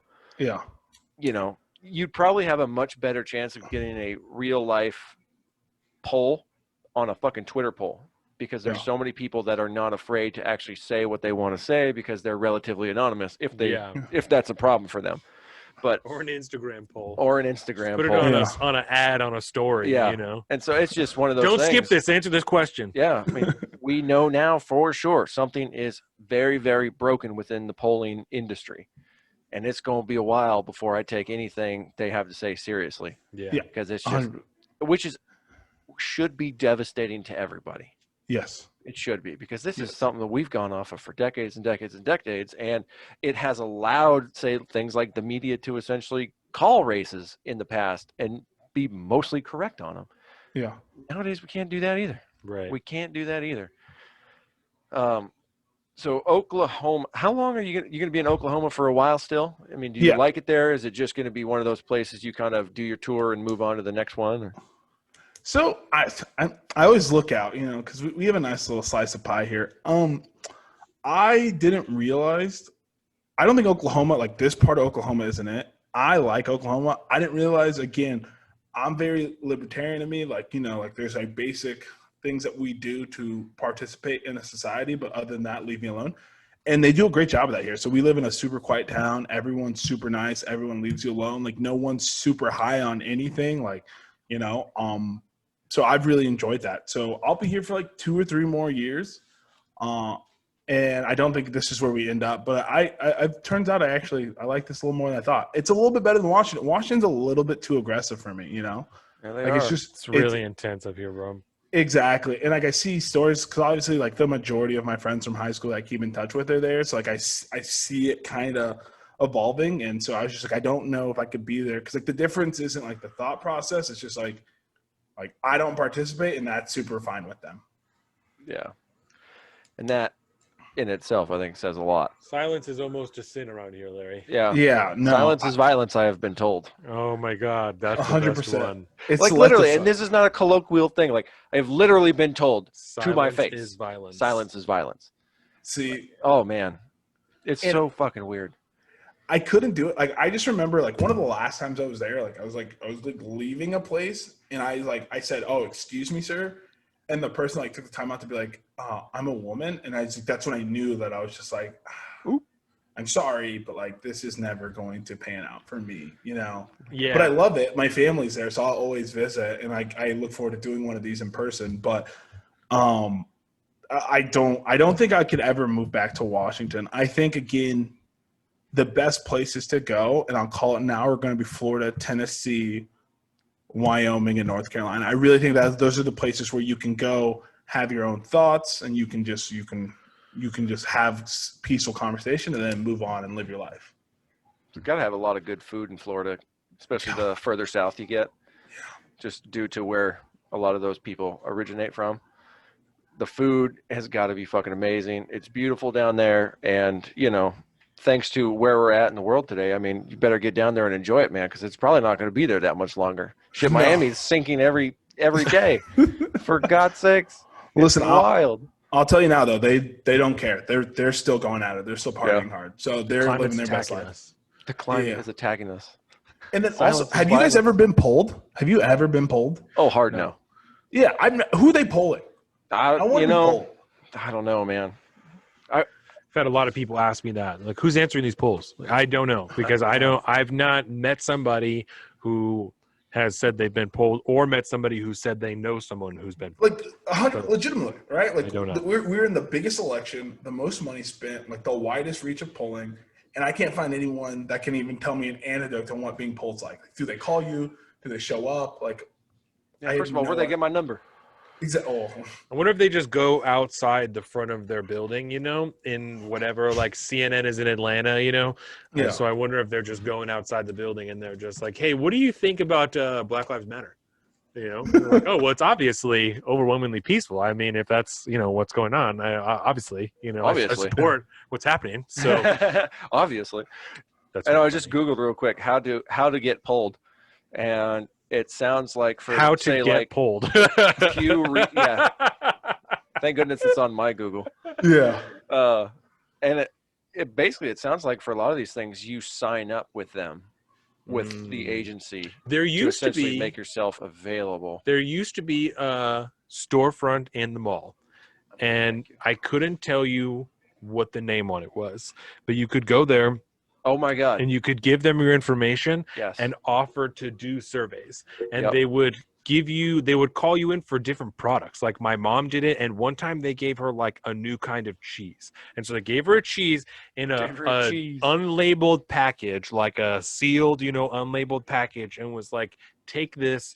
And it was like a little bar, like this, not like a fat block, and it was like, try this a couple of different ways. Put it on a sandwich. It was like a cheddar cheese, but just like a new brand. And they're like, put it on a sandwich and like try and melt it in something, and then try and do this, and then come back in a week And then she filled out a survey on the computer about like her experience. Was it better when it was melted? How does it taste? What's the smoothness? And then one time she was there and did one on lemonade, had like 5 different kinds of lemonade, and was sitting in next to a computer, drank the lemonade, answered some questions, ate a cracker, drank some lemonade to like cleanse the palate for the next lemonade, tried the lemonade, filled out some questions, and then ate a cracker. So I wonder if it is anything like that, you know, if there's, because I don't think that's there anymore. It wasn't the Kitsap Mall. It was right there. It was like, we used to be across from like the AT&T store, you know, and it's not there anymore. But is the Kitsap Mall still open? Yes. Oh, see, this is what I need to know. See, yeah, bro, we got a Buffalo Wild Wings now. We have a fucking oh my god, you guys are making it. Qdoba closed. Kohl's closed. Sears closed. JCPenney's gone. JCPenney is about to close, I guess. No, no, I just went there like a week ago. I got that's one of the last ones. JCPenney. Yeah, that's right. JCPenney's still there, but no, pretty much everything is gone. Hillsdale's is gone. There was Hales is gone, bro. I like Hillsdale's. It's a Mexican place now. It's Moctezuma's, which is actually pretty good. If you get like, it's hit or miss for me. It is hit or miss. The one in Gig Harbor is better apparently. Oh yeah. But Hales, just so you know, Hales is still around over in like at the brewery and stuff. They just don't have that place in Silverdale anymore. Okay, that makes sense. Okay. You know, we still have like a dozen other breweries around, so it's cool. And then, are you guys shut down? Not yet. No. Give it time. Are you guys shutting down? How do you feel about shutting down again? 6 weeks from our new president-elect projected allegedly. I did hear one of his advisors said that. And 4 to 6. I don't think that it's a good idea. I'm not on board. It's not something that I am in favor of. I do think, right, because this is something I want to ask you guys about because this kind of rolls into this. I do think if there's going to be a shutdown, we're likely to be compensated better by the government this time around than we were last time, right? What makes you say that? Well, there's a Democratic president now, so there's one less person in the way. I mean, assuming things go the way that they go now, right? Oh, yes, because there's all one the less person in the way to be like, no, it can only be this amount of money. Joe Biden's going to be like, fucking whatever. Give him whatever. You know, I don't care. Yeah, I mean, they're already talking about, Joe Biden's talking about, I mean, back pay and shit like that. I mean, during the next shutdown, I mean, these things have already been discussed. So I told you the price tag is out the window. The price tag is gone. It was at 1.8. There's no price tag. Now it's fucking at 20 or whatever it was before. I mean, oh my God. Yeah. So I think that it's a bad idea overall because the government not only eating the cost of the debt of the economy being closed and then shitting out more debt for people to eat while everything is closed, I think is probably a really bad idea because whatever you're spending on that stimulus package, which is I'm gonna call it close to what we spent on the first one. Right. Probably or like $8 trillion, right? I think was like at least the the projected price tag on it. We discussed it was way more than that really at the end, but like it's got to be close to at least near what we had last time. 1.8 we're way past that. Yeah, and if Pelosi has her druther, she can be like, no, that's nothing. That's what I'm saying. We gotta beat this. That's what I'm saying. At least twofold. And if we're talking about, will you pull up for me on your computer if you can, like what the Senate and House races look like right now? Because the Republican. It's Georgia. Yeah, right. Georgia. That's what it is. Georgia. It's 50-48 right now. Yes. No. Yes, 50-48. So the Republicans already lost one seat. So somebody passed the 50 threshold. Passed it. Was it him? In Georgia? Well, no, I was asking. Sorry, that was no. I think he made it to 49.7 or something like that. It was like super close. The double runoff come January in Georgia, which is the weirdest fucking thing. No, that's probably the weirdest law. Like, I constantly hear laws from states, and I'm just like, okay, whatever you guys want, but because the double runoff is weird. Not like the idea of a runoff, but having 2 runoffs in one state to decide essentially the fate of the Senate is fucking crazy. It is so insane. It's gonna be intense. I think so. The dude, like, last time I looked, he was up by like 400,000 votes. So I really feel like he's gonna win. I think the second, the woman who owns a stake in the WNBA, Loeffler, I believe. Kelly Loeffler. Yeah, Kelly Loeffler. Her race looked a little bit weird because she was in second place. But if you go down her ballot, there's like, I don't know why the ballots are different, so don't quote me, right? But like she had like 17 Republicans and Libertarians on there. And I feel like if they have to choose, they're either not going to vote or they're going to go for Kelly Loeffler. That's what I feel. But I think it's going to be super interesting. I think there's going to be pandemonium on January the 5th. But I think if the Republicans win the Senate, I think the bill would be tamed. I think if it's a 50-50, I think honestly, like we'll probably see $2,000 to $4,000 a month from Democrats. I really feel like they'll blow it out. Wow. Which I want to hear your stance on a shutdown, but I have to say, as far as stimulus checks, it's something I still to this day am internally torn about, where I'm like, this is not something the government should be doing. And at the same time, I'm like, if you're going to tell me I can't go to work, you best be writing me a fucking check. Do you know what I'm saying? And I like it. It feels weird because it goes against kind of like my fundamental values of like, this is not what the role of government should be. Yeah. But then I also have to kind of like shift my lenses of like, this is the reality of the world right now. And if this is to be the course of the United States government, then I should be justly compensated in this time, which just feels like a weird thing for me to say, you know? Yeah. And I think part of that is, to Larry's earlier point of like social media, you know, like seeing like book boy pages and shit that's like, these fucking fascist pigs are not holding to their morals of like, am I compromising my own morals by taking a check from the government, or is this the right thing to be doing? Because what the fuck is going on right now, you know? Yeah. So let me hear where you're at with both of those things. Okay, so first of all, I would say if we'll start with the shutdown. Do I want a shutdown? Hard no. How do you feel about a shutdown? I think it's almost at least in Washington, it's almost certain. It's because in Oregon they're doing, like I said, the 2-week freeze, you know, until December 9th. So we'll see how long that goes. What's a freeze? I'm sorry, what's a freeze? Yeah, okay. Exactly. So exactly. Whitmer, no, that's in fucking Michigan. Yes. So the Kate Brown, that's what her name is. Governor Kate Brown. Of Oregon announced there's going to be a 2-week state freeze. It's not a lockdown, even though the gyms are closed. You can only do carry out foods, and you're supposed to stay at home the whole time. What's the difference between that and a lockdown? There is no fucking difference. The name. Okay. That's the only. Yeah. It's a 2-week freeze. Framing. Exactly. Framing. It's a 2-week freeze, so it's until December 9th is what they're saying. But that's also what they said the first time they closed down this state and every other fucking state. Is like, oh, it's just 2 weeks, 15 days to stop the spread, and we're gonna be good to go. You know. I've never seen a country give so much effort. We've exceeded 15 days by so much. It is amazing, and I'm proud of America. I'm just saying. Yeah. So we have a freeze in Portland, and you guys think all of Oregon all of Oregon statewide freeze. Yeah. And I have a feeling because freeze. And I'm okay. So because earlier this week, Jay Inslee came on the internet and said, had a nice little fireside chat with everybody with his wife. If you're going to get together with your family for Thanksgiving, then your quarantine starts today. You need to quarantine for 2 weeks before Thanksgiving if you're going to get together with your family on Thanksgiving. Yep.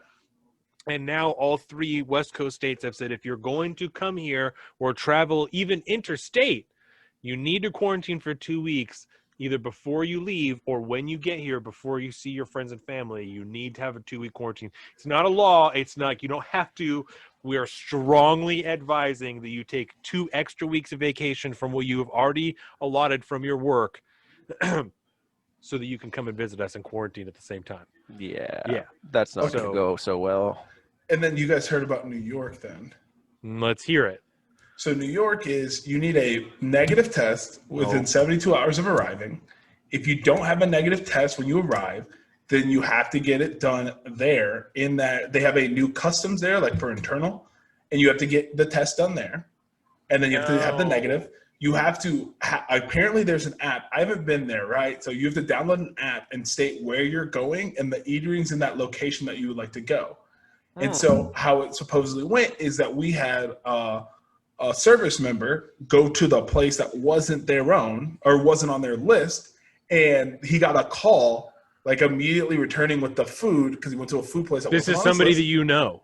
It's not me. So this is a friend of a friend, right? So you got to take okay. Yeah, this was a verified source telling me the story that I trust, right? So there's a slight bit of embellishment, but there's the keys, like the app going, but he got called. And then they said, if you do that again, we're going to fine you $10,000. Woo! See, I knew that they had put that stuff into place. I didn't realize that it was actually operational. And so do you know how many people come and go across state lines to go to work every day? Maybe April. in China, I'm seeing that to go on public transport, you yeah. have to have the app so that you can scan it on your phone to I'm get clean. on the fucking train, Larry. And I was like, that's some crazy shit.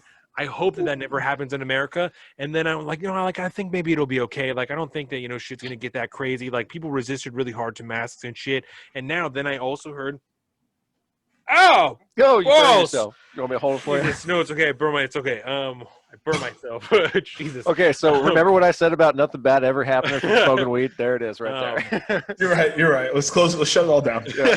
Sometimes you singe your fingers. I've also heard that maybe it was in New York that for concerts to start opening up, you have to download an app and have a negative test on your phone, on your app, to get into a concert because there's going to be X amount of people there. So in New York, do you know, Larry, the negative test, do you have you have to have it on paper, or there's an app you have to download to register your negative test? So that's where I don't know. And that's why I didn't ask enough follow-up questions, because I was just like, in my head, I was like, I'm never going to New York. It's super cool. But like I could try to ascertain that. So obviously it won't be good for the podcast, but we can figure that out. Yeah. Because if you know anybody who's still in the city of New York, try and get some tap in on some information. We're actually, I mean, I have family that commutes across every day. There you go. Yeah. So see, and that's what because people live in New Jersey and commute across. That's such a normal part of your life. Yep. And so I don't know how that goes from them, and it might be different because the service member came from out of state that wasn't in the connecting state, so maybe that wasn't part of the treaty. But I just thought that, like, when I heard the story, and it's like a big issue because our leave is coming up, right? And that's the Army is doing coronavirus tests, but not for leave, right? It's only for operational things. So like if they were to send me to, like, eventually I'm gonna have to go to a course in Georgia. So when I go there, I may have to get, but it won't come, or I might have to get tested, but it won't come out of my pockets. Yeah. We don't test people to go on leave because that's leisurely, right? So then, like, that's just a thing. They're like, hey, you need to get a test before you go to New York, or you'll have to get a more expensive one in New York. That's like the most military thing I've ever heard. Oh, yeah. At least in the last week or two, And We'll test you as long as we're sending you somewhere, but if you're going to go somewhere, then go fuck yourself because you got to figure it out. That's how it works, baby. That's how it works. That's really great. And then you get stuck in a place because you flew in, you screwed up, you forgot your test certificate or whatever, and now you got to quarantine for 2 weeks, but you only got a week of leave, and now you're going to have to be AWOL for a week. Try explaining that one to your CO. Larry, don't you feel like the nation's most important warriors, because that's how we're treating you, right? certainly it's the most important. It's super weird because what I've gotten, like, people treat soldiers, me, very well. Yeah. You're very disposable up. It's very interesting. Like, people are just like, they reach out, they're super kind. Like, Colin, you probably saw this too. Like, everyone's like, hey, thank you for your service. Thank you. Like, let me buy you some food on the plane. But like the Army, like the Army, Coast Guard, they're just like, listen, you're just a number, all right? We can make this without you. You're like, all right, sounds good. Whatever you need. Get it done, or we will find someone else to get it done. Don't question that. Yeah, which is actually kind of, I don't know, man. There's an appeal to it. On a larger scale, it's refreshing, but as an individual, it feels not good. Yeah, people forget when you sign up for the military and stuff, you give up all of your rights. And in place of a whole new set that they're not quite the same. Which is the same. It's super. That's why and this has always been my biggest argument in stimulus, right? I don't like the government relying, because right now, right, if you were to disobey the government, like, you're basically doing it at your own cost, right? A fee. If you rely on the government for subsistence, stimulus checks, what if you don't download the app, right? Because you don't feel comfortable giving out that information. What if you don't get the vaccine because you're not a vaccine person? Then theoretically, they could just shut off your support. Your stimulus, and they get to control your life even more. And that's where I get super nervous. I'm like expanding the whole entire program. And like what we've seen, right? Like in France, Italy, where they have these kind of programs, there's still a lot of unrest there. They're still rioting, and they still don't want to be locked out. They still want to live their life. So, like, people are just like, this is all they need. I'm just like, there's some other facts out there. And certainly I don't mean that's all that I need, but the monetary concern that I have of what do you mean I can't go to work, that part of it is cut out. There's still many other things that I'll have to deal with, like it's social aspects, all that shit. But that's like when all this first happened, right? All this kicked off. I got to frame this correctly because in a totally conscious and normally thinking mind, I am still 1,000% grateful for having been able to keep my job this entire time. I am Facts. 1,000% consciously that exists, right? Yep, Rigby. But When all this was happening, right? In the beginning, shit's closing down. No one knows what's happening. Everybody's going to die. We don't know. You could be dead just from fucking talking to your coworker. We have no idea, right? Yeah. I was like, bitch, send me home. I don't want to work, but I need cash. Like, I need the government to figure this out because I don't want to be at work, but this doesn't fucking work when things were so slow at work that we're like making shit up to do. I'm like, I don't want to be here. I would rather things be closed so that I could just fucking be at home. But I really need this money because I'm at work now, right? Yep. So that's like, it's a tough place to be in, you know what I'm saying? And it's a hard road to hoe. Yeah, and so that's the only time where I was like, I just don't give a fuck, just give me a check, I'm done. Like, I just don't want to deal with this. And now that's like, I recognize consciously because I have a better grasp on everything that's happening. Like, that's the only thing that solves for me is my financial issue. That doesn't solve me fucking hating my wife because now I'm around her 24/7. It doesn't change my relationship with my kid or not seeing anybody or like any of these other things that I have to deal with, you know. Going stir crazy. Exactly. And I think that, like you said, it's way too easy for people to overlook those things at the idea of, oh, well, we're going to give you $3,000 every month until this is done because this is what we have to do and for the greater good and for whatever. People are like, you're telling me that I don't have to go to work and I'm going to keep my job when it's done and you're going to give me a check. People are willing to just take that and run with it. You know, they're not worried about the government then telling you, well, if you want to see your family, you got to quarantine for 2 weeks, even though you're just going across town, even though it's the people that live across the street from you that you see all the time. If you're going to be in their house with them, you should wear a mask and your kids should wear a mask and you should also quarantine for 2 weeks before you go. But if you're not going to do that, then you should have it outside and make sure that you're 6 feet away. Like the overlooking of the bold overstepping of government bounds, of telling you how you need to interact interpersonally with your friends and family is too easy for people to overlook because we're at the point now where, like I said, this is a reality. They are telling you how to conduct yourself at a Thanksgiving. And they're getting squirrelier and squirrelier. One of the oldest American holidays that exists, right? And they're telling you now how you need to operate within your own family. And it's that type of shit that I don't know. You know, it concerns me because we gave it up without even the check. We got one check and we're fine with it, you know, and now here we are. And it's like, well, maybe we'll get more money, you know? I just... I don't... I even saw it within myself, you know, where I'm like, well, I need more money though. So it's... Well, and there's something I think that speaks probably louder than anything actually coming down from the government. And it's the people's, just the populace in general's willingness to just do what they're told. Like Fauci's been saying lately.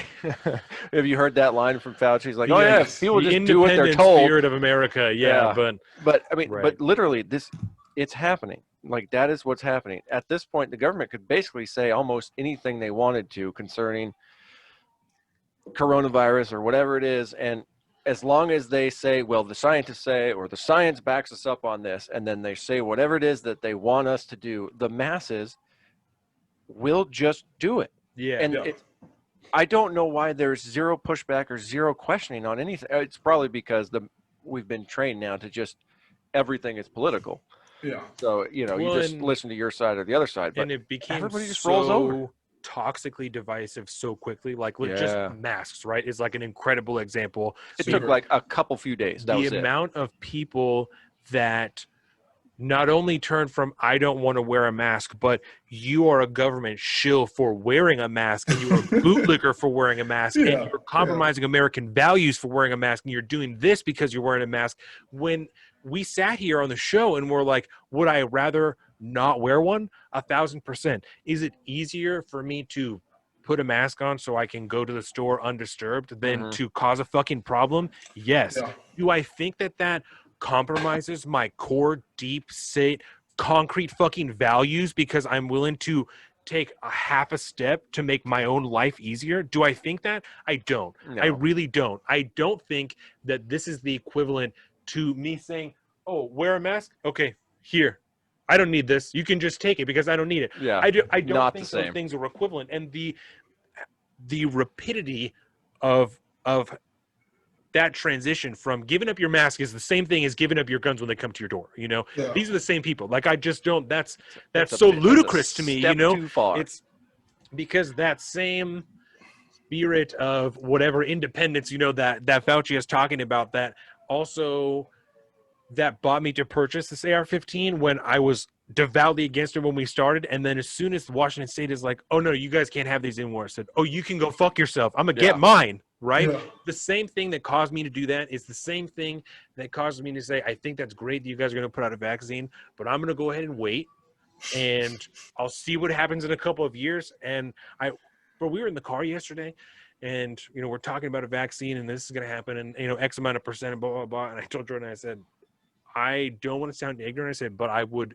honestly, legitimately rather get the coronavirus than get the vaccine that they're making right now, because I have a better idea of what's going to happen if I get the coronavirus than what is going to happen if I take this vaccine 20 fucking years from now. I don't know. I know that I might not have my sense of taste and smell for like X amount of time. Maybe not forever. I recognize that. I would rather get the coronavirus and trust my body to deal with it than get a fucking vaccine that we've had for 5 seconds that they're saying is totally safe right now, but we haven't tested for an extended period of time. The reason that I trust the vaccines that I put into my kid is because it's been fucking decades that they've been doing this, and this amount of people die and get sick from it and remain from it every year. Those are odds I'm going to take. Yeah. The fact that you're telling me 95% of people deal okay with the coronavirus after they get this vaccine, that's fucking great. Most people don't die when they get it anyway. Yeah, I'm going to take my risks. I think that I'll roll those fucking dice, right? Like, and I feel comfortable, and I feel comfortable holding that view, and also and also wearing a mask, you know, and not feeling like I'm compromising my values, and not feeling like I'm fucking rolling over and being told what to do and all this shit. Like, the fact that gray area was completely taken out of that argument for things as little as masks, I feel provided us with little hope of, you know, of like coming out of this in a non-divided form, you know? Yeah. You know what's funny is I wonder if the opposition to mask wearing and stuff would have been a little bit more comprehensive and thought out if Trump wasn't the president, because like many things, in an analogous way to look at it, the way Trump is about the worst arbiter to speak on any of the issues that he tries to speak on. Yeah, it's like that level of conversation carried down directly to the people that were anti-maskers, and it just became this joke of a fucking thing where it's like, this mask is everything. It is, you know, give me liberty or give me death over this fucking mask business. Right. During a pandemic, mind you, and like regardless of what we knew about it then or now or whatever, it's like, really, that's the hill. That's the hill you picked. Yeah. Okay. Sorry, bro. I can't join you on this one. That's dumb. See, and this is where I think that like social media played a bad role in this. Cause like you guys said, right? Like we could easily do one thing, but like not finish it all. Like for example, like I have just decided to let the business establishment that I go into decide and dictate if I wear a mask or not, right? Yeah. Free market. So like, I've let the free market decide my mask use. Yeah. So like in our town, there's like a little shop down there, masks aren't required, don't wear a mask, right? There's a pizza place, masks aren't required, don't. But if you go to the next town over, we go there all the time. We have to wear one to go into Walmart. We have to wear one if we want to go get food. We have to wear one on base. Like we have to, and so like I just like people just, we just need to like relax. But I think a problem is social media, and then now the media, where we haven't had a serious conversation about it, right? Yeah. So now if they're like, hey, like you just said, Don, you're like, well, like, we're not dying in droves here. Like, but everyone's just like, well, you don't know anything. You're not an epidemiologist. Like, you're dumb. You're an idiot. You're everything. You're anti-vax. Like, right? They have all these words, and you're just like, whoa. Like, let's have a conversation. Like, I am not a doctor, but we have the data to support a lot of these things, right? And like a good amount of numbers, cracking. Yeah. 100%. Like, a lot of people who are dying, like, they're fat. So like, why are we not talking about people like let's old? Like, why aren't we talking about let's protect the old people and let's get in better shape, right? Let's go on more walks. And so like, that's where I've been. And like you guys said, like it's so political. Like if you take a stand on something, like you can't have a conversation. I don't feel like you can have a conversation about it. People were so like I see it. It's why I kind of got away from Instagram because everyone's just shoving their opinion down my throat, and I'm just like, like, I'm happy that you're the smartest person on the platform, but like, well, like I'm gonna be okay. Like I'm just gonna keep the data coming in, right?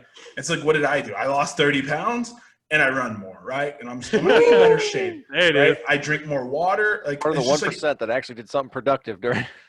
And like, because like that was the only thing that every single side said. Like, I forgot one doctor, and then don't get me started on like we don't listen to the doctors that don't like, because like again, we have to acknowledge that Sweden never shut down. Like, and they did it completely counterintuitively to what we've done.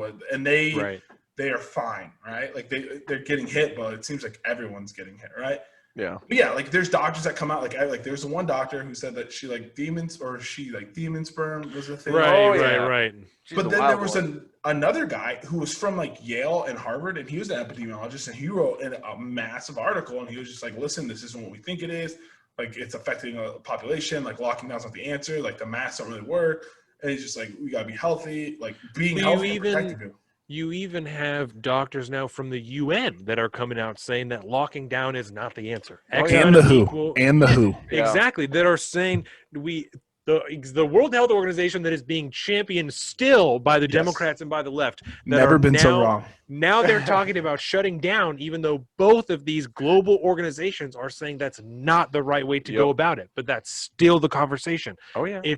I mean, those type of things, like Larry's talking about, lend directly to just the politicization of that issue. That it's not even about science anymore, because you can't talk about Sweden. You can't even if there are societal differences in population, all kinds of shit. Of course there are, but there's still different groups of people that had the same virus and handled it way differently, and different shit happened. Like that's still a discussion to be had, 100%. Even with all of the different variables that exist there, you know? 100%.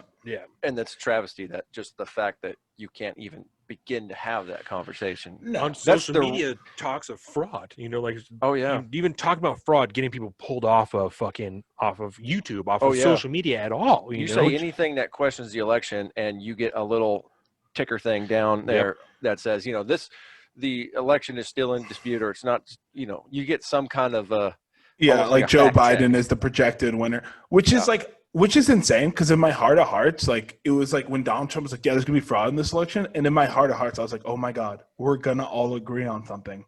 In my heart of hearts I was like, this is it. Like our election process, we need to refine it. Like we need to have it. Like we can't have, there's so much fraud. And then they're like, fraud never happens in any election. I was just like, you told me Stacey Abrams is a governor. Right.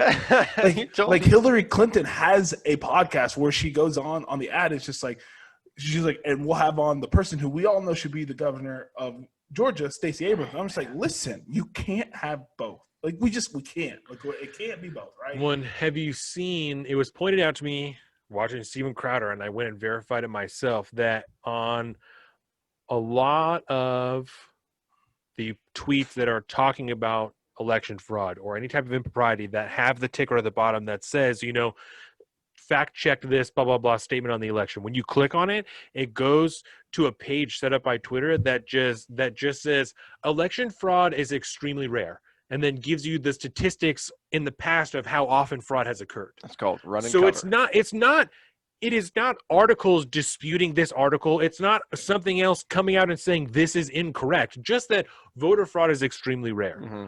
Fuck this article. Fuck this information. Even though Project Veritas now has 3 different people that are coming out of Pennsylvania that are willing to swear in a sworn affidavit of things that they've seen. Over 200 pages of sworn affidavits coming out of Michigan of people talking about election monitors, talking about improprieties that they saw. Mm-hmm. And still, you know, saying anything about that is, well, it's extremely rare. That's we got to fact check this. It's, you know, we have to make sure that it's not showing up as often because it's extremely rare. And to add to the travesty that is the blocking of that information, the suppressing of that information, the you know, just throwing doubt on anything like that, that it it's a shame, because if there's one thing this election in particular has taught me, it's that very, very few people out there actually understand how the voting process and the voting counting process actually works, like in real life, because it varies from county to county, from state to state. And I'm as guilty as anyone else. Like, what truly happens to your ballot once you do with it whatever it is that you do with it? Do you know every step of the way that the postal service works and how that gets to there, and then how does the counting system? Nobody knows any of that stuff. And this was a perfect it was a perfect opportunity to really point that out and to really educate people, but you can't do that because you're not allowed to have the conversation. And I have to, just before we continue, I have to say, just for covering our own asses, right? For fact basis, because now we're talking about the election. So just to get the fact stuff out of the way, right? The election happened, obviously, on the 3rd. The election started, votes starting to be counted on the Saturday following.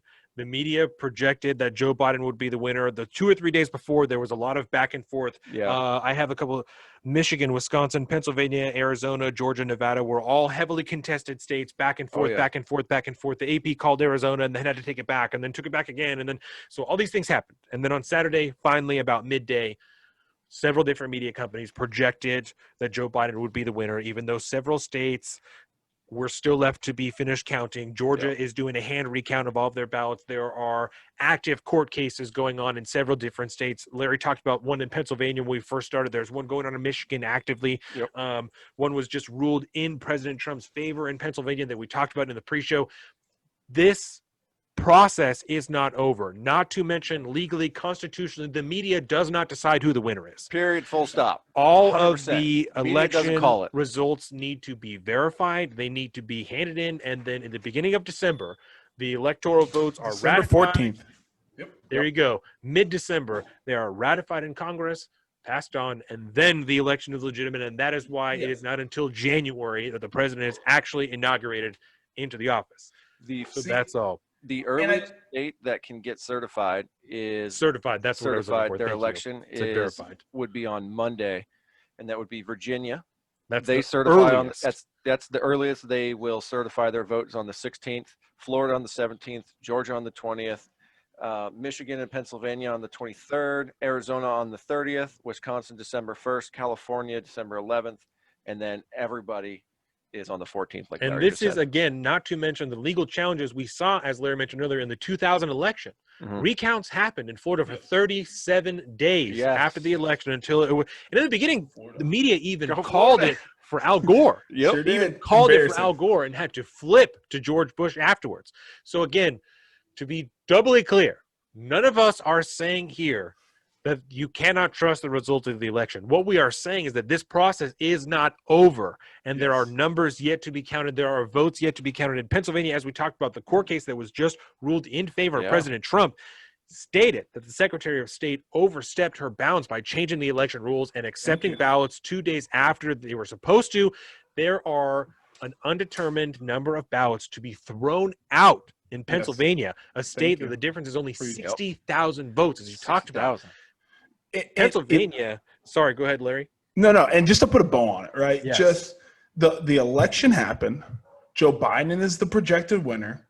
Because of Pennsylvania. Pennsylvania 100%. Was the one that finally flipped over to Joe Biden. And that's what gave him the votes to put him over. 100%. So it's even more important that that's the state now that hangs in the balance, depending on how many votes are thrown out. 100%. There's definitely going to be a recount after that. Oh yeah, and there was some fraud. It has not been proven that there's been widespread fraud to overturn it. But again, Donald Trump has not unconstitutionally done – he hasn't done anything unconstitutional. He is using every avenue to make sure that the vote was cast in a legal way, right? And we should count all the legal votes, and we should throw out all the illegal votes. Right. And that certification is going to go until December 14th. And so although the CNN and MSNBC and the AP polls and ABC and CBS even are Fox all great News. – Fox News, all great organizations, but we just that's what this has been my biggest problem with it, right? Because again, CNN's just like, he's a Nazi, this is Hitler in the time, like he's just like, we haven't done anything. He's like, he's not gonna leave the office, he's like, the military's gonna protect him, and everyone's like, every restaurant's like, he hasn't done anything yet. Like nothing he's done it was like, well, why don't you care? What red flag has he done? Like, what unconstitutional thing has he done? What illegal thing has he still done? legal? Yeah, it's all 100%. still within his legal bounds to challenge the results, to ask for recounts. Constitution, It's right there. all right there. Yeah, It's in every our book. state we talked about during. I don't remember what we were doing, what live stream was, but we talked about. Every state has their own individual rules. Yep. So Yes. they all have their own kind of threshold of when you can ask for recount and shit like that, but it's all written out. He Yep. can't do whatever he wants. There is not a plurality of people in the United States that are so devoted to Donald Trump that he will allow him to bastardize the Constitution and do whatever the fuck he wants because they so badly want to see him in office over Joe Biden. I don't think that's the case. We sat here and spoke vehemently about it. We don't want Joe Biden in office. I also, what's the word? It was a bigger word I was going to use.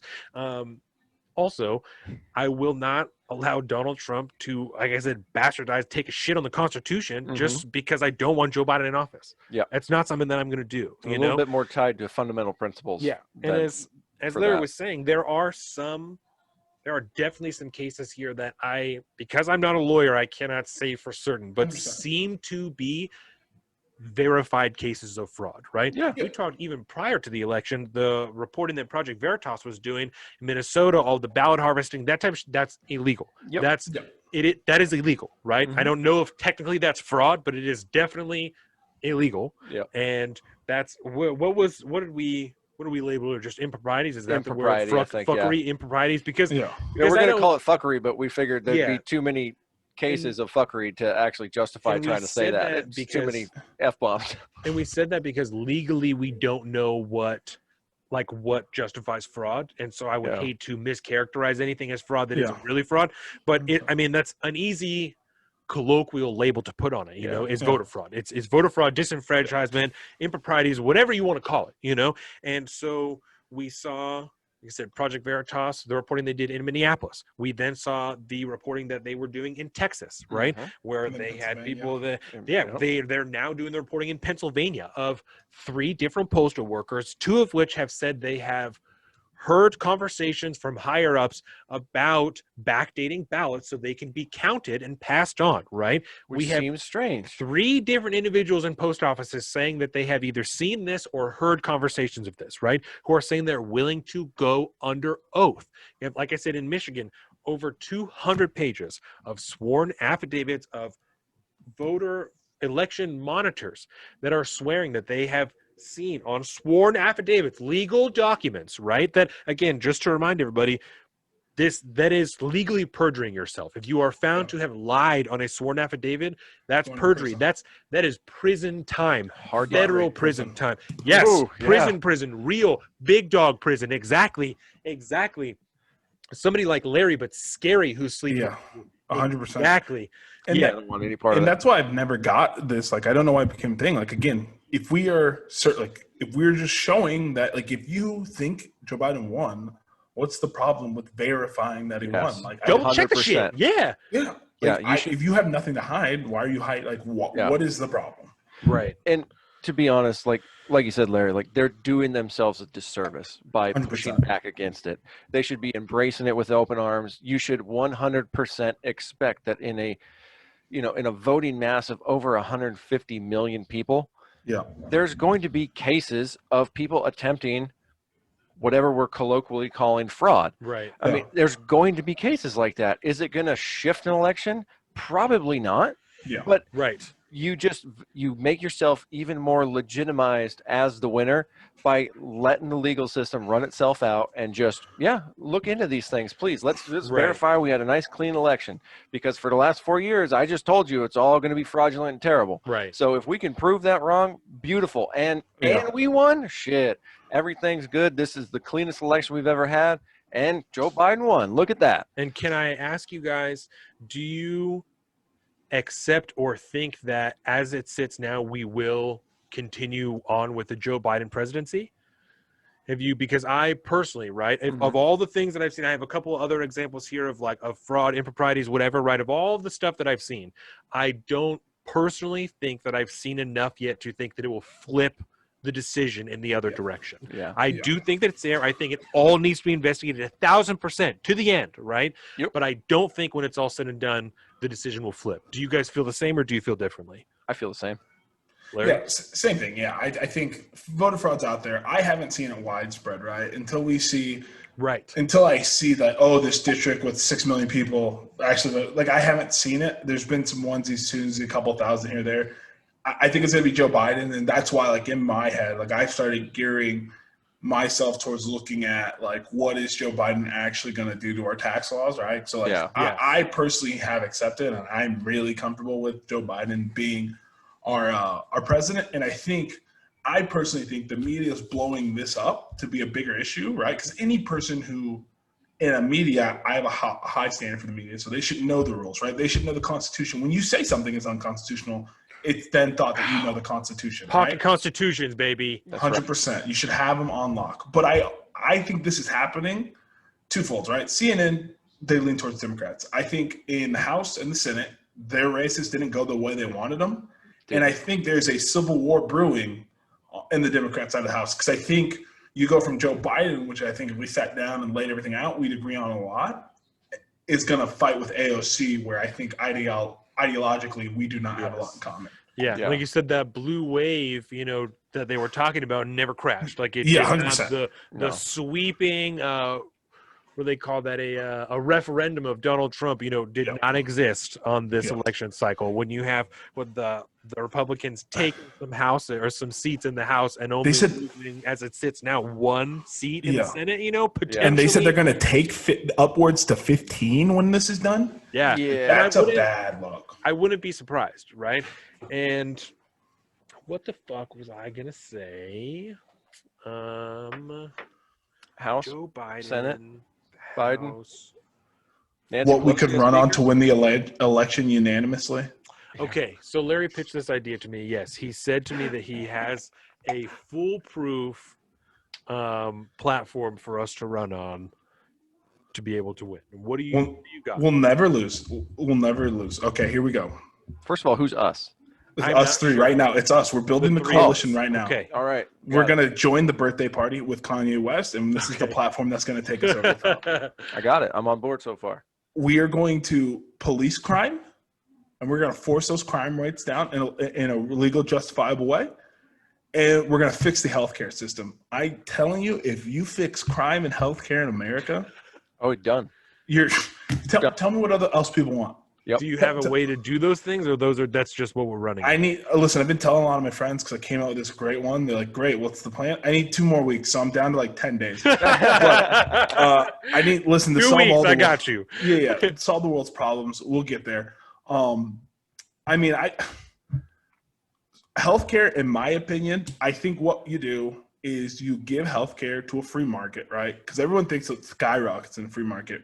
Right now, there is the free market, and then there is socialized healthcare. We have the worst of both worlds, right? We have the 2-party system. So I think we get rid of those insurance companies, right? We destroy that kind of lobbying in Capitol Hill.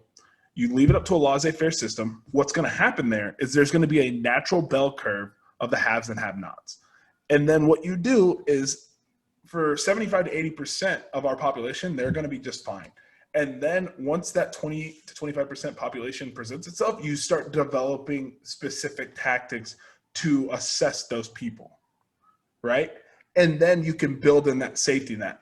A lot of what I like to do comes in conjunction with limiting our involvement around the world. I think that soaks up a lot of money. I think we could use that, repurpose that money for better money. But again, I'm a very America first guy, so like I tend to be.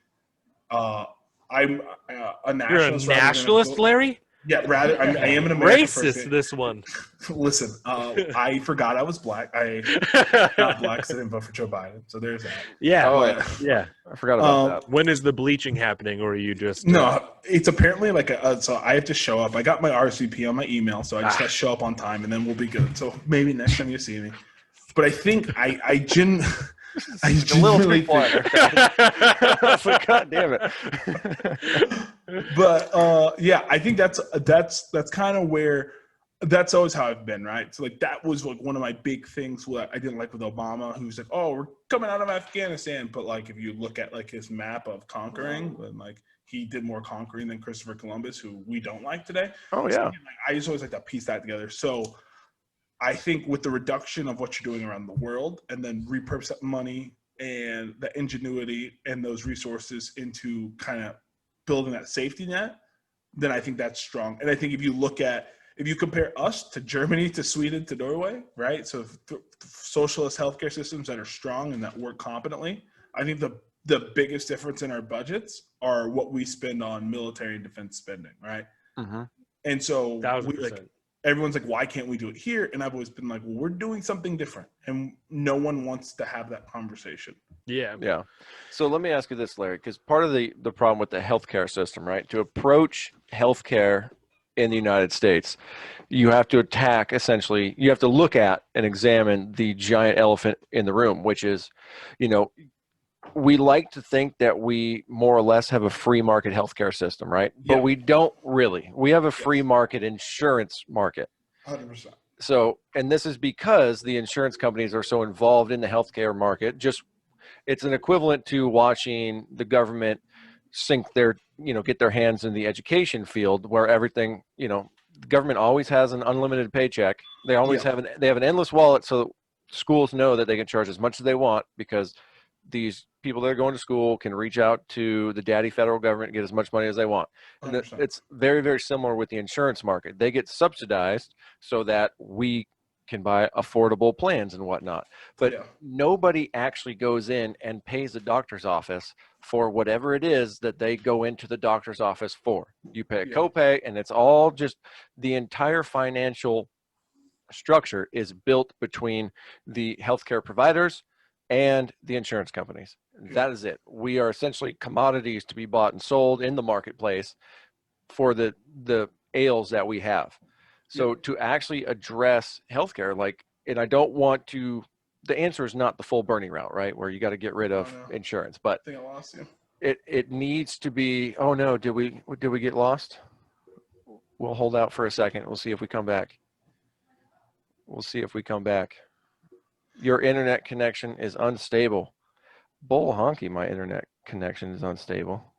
I got you now. All right, so we're good?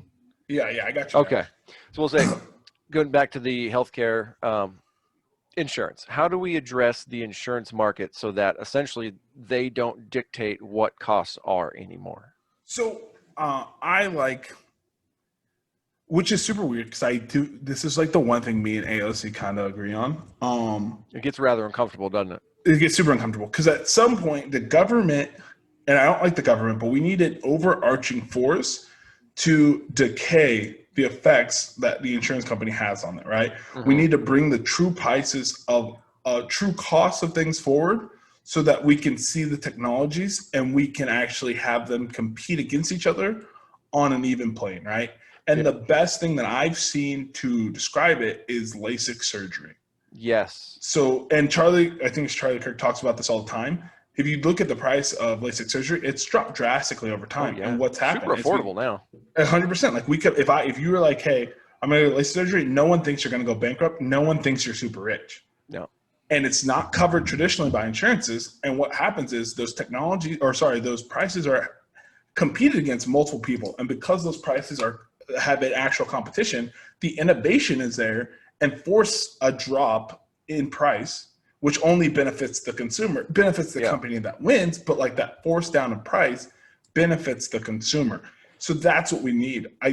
And this is like a basic economic rule that's kind of played out. It's 1,000 times over. I mean, the analogy I always like to look at is the big screen television, right? Yeah. Big screen TV, it used to only be millionaire can afford it. And then after the 1,000 millionaires bought them, then the people bought them for $500,000. And then they come down, and now you can go to Walmart and pick one up for $300. 100%. And it's the same with cell phones. Like we've seen this all the time. Like this more technology than to go to the moon. Like the old laptop technology or cell phones were $8,000. And then like this one is affordable. We have affordable payment plans that you can do. And then and then you see how that ecosystem's built around that, and the insurance ecosystem around the phone is built around that in a lower cost way, in a way that's better for the consumer. Mm-hmm. So like a lot of people hear me when I say like, oh, the free market will take care of us. Probably. Everyone's just like, okay, you're evil, but you have to have the government in my role, and I don't love government, right? But I'm not super libertarian. I do like a limited government, but the government has to come after to fill the cracks that capitalism leaves naturally. Mm-hmm. Yeah. And that should be our social safety net that we talk about, right? Because I don't agree with that. Yeah. And the problem that I differ with AOC is her approach is let's put the government first to figure out our problems. I was just like, no offense, but like Colin, if I said I know exactly how to treat you, what you would be like, you don't fucking know my life, right? Because I don't know the specifics of like how it is. Like you do. So instead of me telling you for you to run your health, or Don, right? Like you guys are best friends, hanging out all the time, but you couldn't tell him exactly what he needs.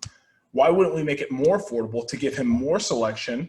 And then when there's people that can't afford it, like instead of worrying about 330 million people, we're worrying about 20 million people, right? And then we're building a program for those specific people, right? Then we can have exact money to exact problems, like what's right. Then we can apply all the data there. I think that we're trying to do too much in a world where we've seen our government have gaps. For example, a vote, right? Like why is this voting so hard, right?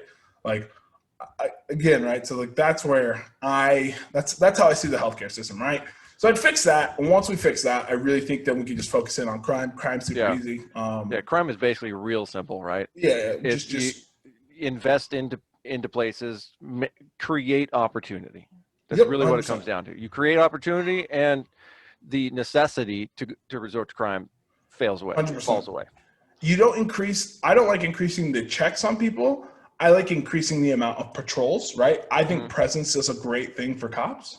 Yep. So we increase the presence of cops, which then drives down crime initially, which sparks investment into an area, which then raises the affluence of the area, and then gives the people to provide for themselves less scarcity, which then lowers crime again. And I think that's how you build it up. It takes time, but like again, people don't like Rudy Giuliani, but that's exactly like when he went into New York to fix their crime problem, the first thing he did was clean the parks. Yep. Right? So that kids could play in a safe area, right? So that people knew what wrong looked like, right? You've established the good from bad. You don't like shady characters, so hang out. You fix the lights. Not as much bad stuff happens in the light. Like, we know that bad things like the dark. And so like things like that, like I really feel like we could get there, And then again, like where are we getting the money from? I'm not super tight. I don't love globalist. I don't like our globalist approach to things. Like the thing that I've heard that's scary that I can't confirm, but like when I read about the new global order. Oh geez, man. The Great Reset. Yeah, the Great Reset. The World Economic Forum. 100%. That made me very to read. That was nauseating. Yeah. Can I ask you about something, Larry? Go ahead. From a military perspective, right, is one of the conversations that I've had and the hesitancies that I've had on lowering the military budget too much, right? Because I'm a huge fan of it. There is an exorbitant amount of money that we pay into the defense budget every year. I feel very little justification for it being that much money. I'm not saying half it, or anything like that, but for it to be triple the amount of any other country, it's insane. That's neither here nor there. So one of the big hesitancies I've had of lowering it too much, right, is because of the way that America has lived its lifestyle, right? The type of globalist, almost empirical type lifestyle of having military bases in so many different countries, right? Yeah.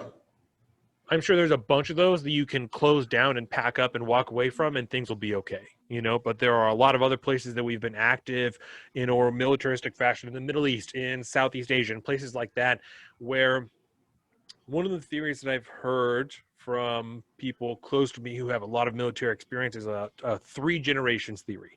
That after you've had active military conflict in a region, it takes 3 generations before the hatred and detestment for the negative impacts of that military impact. It takes 3 generations for that to wash itself out.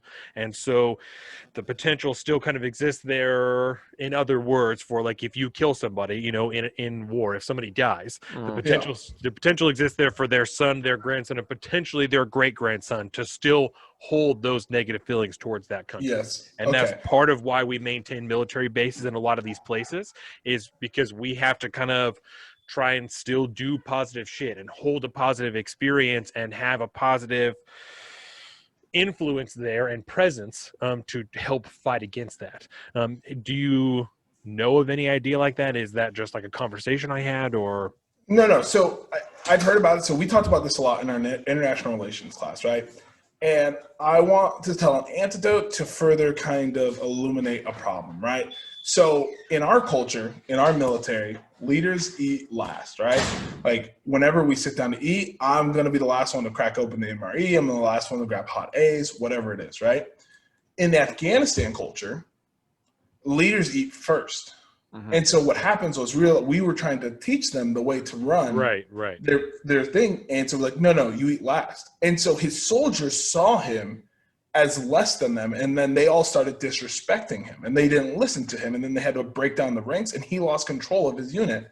And we realized that like our culture doesn't work for their culture. And I say that to say this, I prescribe to that 3-generation theory kind of, because there's also the new Democrat, or there's the notion that newly democratic societies go to war more than any other regime ever. So we would break down. I say all that to say this.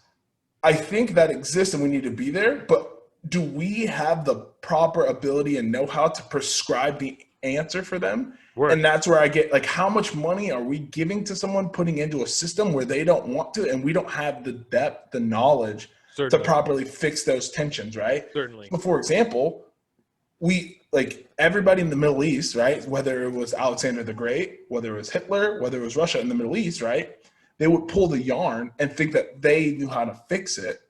And so like the conflicts would arise and like, oh, we can fix it. And there's been a lot of great civilizations to collapse because we couldn't fix it. So like, I do think we have a role to help that out, but we have so many problems and gaps increasing in America. Like, are we going to fracture before that? And if you can't help yourself, you can't help your buddy, right? Certainly. And so I get what you're saying, and for the world police, and that's why I've had to openly say, like, I'm more nationalist, because, like, weighing those two difficult problems, I'm going to choose America before I choose someone else. And, like, Mark Cuban said it when he was talking to Megyn Kelly, and she was, like, talking about China, like, why don't you care about, like, the Muslims, what are they called? The Uyghurs Muslims. The Uyghurs Muslims, like, why aren't you talking to China more about that? He's like, we have more problems in America to fix first. And then I didn't like that first. It didn't sound good, but then I was like, that makes sense. Like, if we sacrifice America, we'll have nothing to bring forward when the world needs us again. You know what I mean? So I'm not like a staunch isolationist. I just want to start being in a place where we prioritize America more, because again, we have unrest here. We have poor people here. We have people who are food insecure here. Our education system's horrible. Again, I'm school. That is if I'm ever a billionaire, that's the first problem we're attacking. You fix that, you solve a lot of problems. 100%, right? And so, like, I don't even think all those problems don't matter. I don't think they're not real problems. I just want to be in a place where we prioritize America. So, like, if we could bring our troops home, and there's going to be more chaos that's kind of built into the cake, but we could fix healthcare, and we could fix crime, and we could fix education, like, where would America be? And what could we then do again for the world? You know what I mean? Yeah. And I think specifically to the Middle East, you're right a lot. I still hold hesitancies, but I think specifically I've said that a lot, even on the show, that there are problems there that are older than our country. We don't have any hope of solving those problems, because they are cultural and deeper than anything we could hope to process with a 9 or 12 or even 15 month deployment, 100%. Like, I believe that was like the longest, but there's nothing that an American can hope to fix in 15 months that they have not had the opportunity to fix over the last 1,000 years that they've been on this planet. Conversely to that, in the Middle East, I am actively concerned about the growth of terrorism in regards to the negative feelings that continue to exist towards Americans. And I always sit on such a fence on this, because I don't love the idea of, like, we need to be hunting shit down, but we need to make sure that there is not things growing there that are able to spill over into America, so that we, in like a 9/11 type scenario where we weren't paying attention to shit, people going to flight schools in Florida and they're telling their instructors, I don't need to know how to land, it doesn't, and we're just like, we don't, that's fine, not noticing or not thinking until afterwards. And so and that's like a home thing, but that's just one example of that particular example of 9/11. Like I'm scared of, because I grew up in that time, we all grew up in that time, that's something that I carry forward. I'm super nervous of things like that happening here again because of how negatively that impacted our country domestically and the things that it caused us to do globally. The way that we could react and the way that could reverberate around the world from something like that happening here again makes me super nervous. Well, and would it be safe to say that historically this approach to world compliance, world, unity, whatever it is, that whatever the fuck it is we're after, it's just homeland security, whatever it is, our approach has never been before attempted in history. Right. Because generally, you look at the Roman Empire as an example, and it's very common for people to say that Rome was built, on a defensive stance. Right. They conquered the world to protect themselves. I mean, how is that any different than what we do now, except we don't conquer the world? It's a very imperialistic idea to keep active military forces in the places that you were in, except back then it was like, well, no, you're just Roman now. Right. You're part of the Roman Empire. You're a subsidiary state. You're a client state now. There is none of that anymore, because our great conquering is done under the auspices of freedom and liberty. Right. Yes. Bringing Democracy. bringing that to cultures that for one may never have experienced it or don't want it or don't need it to function within their society. And how audacious is it of us as a nation to assume that it's the best for everybody because it works well for us, because we're a Western philosophical country that's, founded on the values that we're founded on. But, you have to immediately look at that stance and go, okay, is it our place in the world to say, this is the way you should live? You can run it however you want, but you got to buy into the system. Otherwise, it's just never going to work out for you. And the problem is that there's legitimate, human rights violations that happen a lot of times in those places. But do you have the right at that point to essentially conquer the world ideologically? And to that point, and to clarify, definitely from a personal standpoint, am not advocating for like a world police type scenario. No. That's not all. Even with the 3 generations type idea, my idea is not to police those areas and still try to influence. Like I said, it's just to maintain, like I said, keep a pulse and make sure shit is not going awry.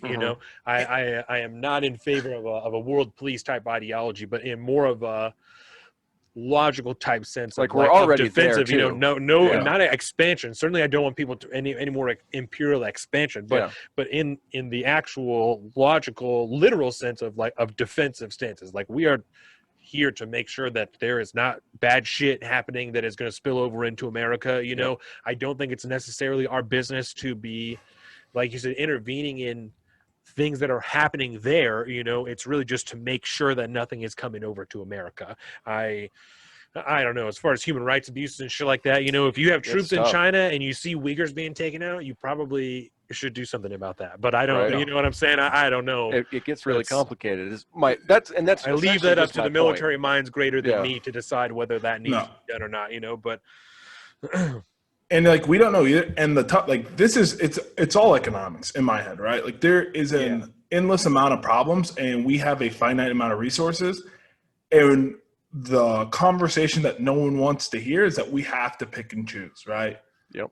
And so, because especially through this period when you see so much widespread, I don't know if the lockdown caused as much as it illuminated, right? Like, domestic abuse is on the rise, suicide's on the rise, food insecurity is on the rise. Like, was it caused by it, or did we just illuminate all these things going on, right? Our education lapses right now, in 3 years, again, I say this to all, your son is leaps and bounds ahead of kids because he has 2 smart parents that work hard and then they're home.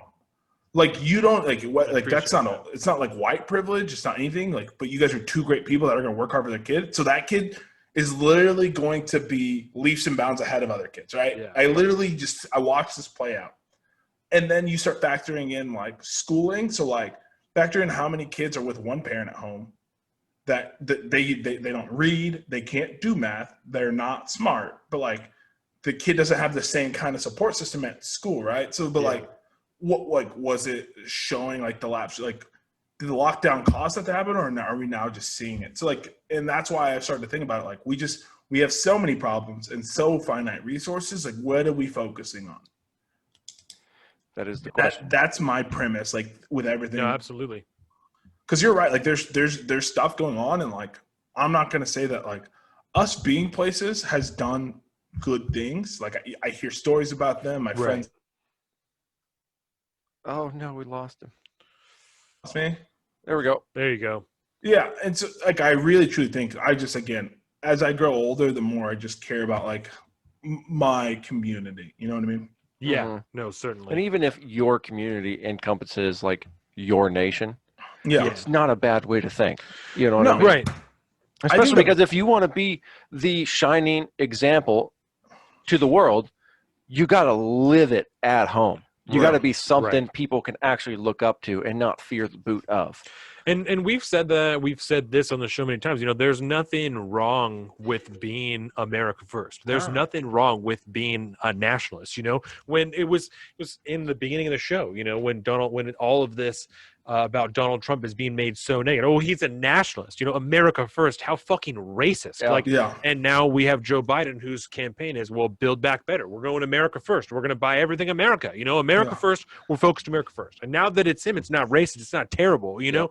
And that's what we've been saying this whole time. That's not to fucking boil Larry down to just his characteristics, but he's a fucking grown black male who's saying, I'm a nationalist. I am America first. Like this, 100%. It is not racist to be America first. It's not racist to be a nationalist. It's, if nothing else, other than for what you just said, that you have to embody your exterior shit at home. You know, whatever you want out there, you have to have here. You can't be trying to implement a perfect system somewhere else if you have just destruction and turmoil in your home country. Like that's no one cares about what you have to say if you can't even get a bill passed to hand out some goddamn money to your citizens. You know, why does anyone care what you have to say about human rights abuses if you can't even feed your own citizens? Exactly. You know, what's the JVP rule about that? Clean your own room, man. You got to clean your room first. You know, make sure get your house in perfect working order before you chastise the world 100%. Or something like that. And Admiral McCraven says it too, like make your bed. Like I think like you would agree, like with both your significant others, like the better your life is at home, the more you have to give to other people. Like it's just on that basic small principle where like I look at Don and like what you're doing for men's prostates, which I don't know if that's exactly what Movember's for, but essentially men's health, baby. Men's health, right? Like you're growing the mustache balls for it. Too. Balls, you're right. My bad. Let me not the equal opportunity sex organs. But like that, like it's a grassroots movement after like you're like, hey, like I'm doing well, I need to get back, right? And then how can I get back? So we have a mentality where like, hey, I'm gonna fix my home, then I'm gonna spread out to my community, and then how can I get back and lift others up? Like if we just all embodied that, and like that's why I didn't understand the pushback on Jordan Peterson's book. Like I didn't realize how many people hated that book and thought it was just like a white nationalist army book. Like I read it, I was just like, yo, yes, Jordan, like let me just start listening to you. And then I go and like listen to him, and like that interview that he had with the most contentious woman I've ever seen in my life. So what you're saying is I was like, you know, and that dude from Vox, I was like, okay, like hate Jordan the guy from Vox was terrible. Yeah, that was just a bad interviewer. And so what I found is that like people that I look up to, what do? Like they improve themselves, take care of their family, they get out in their communities, and then they try to like bring as many people with them as they can, right? And that's my whole thing. So like all that to say, I was a sucker for the peace. Like the one great thing Donald Trump did were those 4 peace deals in the Middle East. Oh yeah.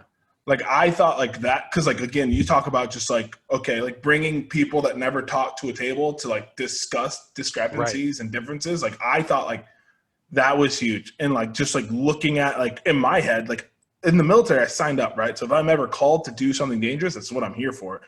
But in my mind, I'm just like, wow, if we don't need the resources to like have a standing army X, Y, or Z, like what could we do in our communities? Because the tax money's coming in, right? Right. So like then we could repurpose it, right? Or then you either repurpose ideally, it. yes. Yeah, and so ideally, yeah, and that's a problem. Right. And I thought it was interesting when that happened. Right. For the record, we spent a whole section of last episode talking about actual objective credits that you could provide either to Donald Trump or the Trump administration if you wanted to really depersonalize it, to the Trump administration. I was trying to justify a vote. Yeah, and even though I couldn't get there. Right. And I was shocked in regards to the peace deals because they happened not too long ago. You know, I was surprised how much I heard from the mainstream media of is this really what we need right now? Is this what the focus needs to be? It's on these peace deals, when like Larry said, I mean, it's historical. You are garnering a peace deal through people that we've been there for almost 20 years, fucking killing people, saying that we're doing what just happened. Yep. Yeah. And we're but do we really need that right now? Because coronavirus, Donald Trump isn't here passing a stimulus bill. He's doing this. Yeah. Even though all of us here who are actual logical thinkers are wait, so you mean the bill that's crafted and passed in the House and then goes to the Senate or the other way around, you're mad that Donald Trump isn't here making that bill and that he's garnering peace in a nation that we've been struggling with or in a region that we've been struggling with for decades, right? I mean, since the 70s. And it's it doesn't matter, you know, it's objectively historical, objectively a positive thing. And it doesn't matter, you know. And I'm sure even in history books, it'll be credited to Obama. I'll say it. It'll be to Obama. 3 years past, Obama, Joe Biden, and Obama. Even though Joe Biden was only running, he was actively involved in governmental orders. Even though with direct pushback from Donald Trump the entire time, Joe Biden was doing these things. That's a miracle. So it's insane the large scale objective things that didn't matter, you know. And we can't say it enough. Listen, if I want to delete, I don't even know who made it. Someone made something called defund the media, and that's the fastest I've ever contributed to a nonprofit before in my life. That's the one thing I need from this. Joe Biden wins, Donald Trump, by the grace of God, finds these votes, and he wins. I don't care. As long as on the other side we destroy Fox, CNN, MSNBC, as long as we just push them all off the aisle, just all off a bridge, just take them all. Because again, I don't like when you can't have a conversation. You can say Donald Trump needs to be voted out and he did a great job in the Middle East, but they can't say he can never have a good day. It can only be bad, right? He passed great reforms for African Americans with the First Step Act. He gave money to HBCUs. You could say he did 12 positive things and I still want him gone. But when the media won't report, I'll never see it, dude. I'll never understand it. We passed I thought it was fake when I saw it on Twitter because when I didn't see it on anything. Yep. I didn't see it on TV. I was just what are we doing here? Yeah. When you have to go to the Daily Caller to actually find out legitimate stories that are happening in the Middle East, there's a serious problem. Yeah. When it's not covered anywhere else at all. Thank you. The Wall Street Journal, I can't get a first page. I mean, I knew the New York Times wouldn't have it. I thought it'd be on the second page, but the Wall Street Journal can't even give me a front page story. That's not has no effect on the international landscape. The markets, thank you. No one responded to that. Yeah. I don't know what the media is going to do after this. What are they going to do after Trump leaves office? They won't have him to report on every single hour of every single day. What are they going to do? It'll attack the. I'm sorry. Go ahead, Larry. No. I think the attack Republicans.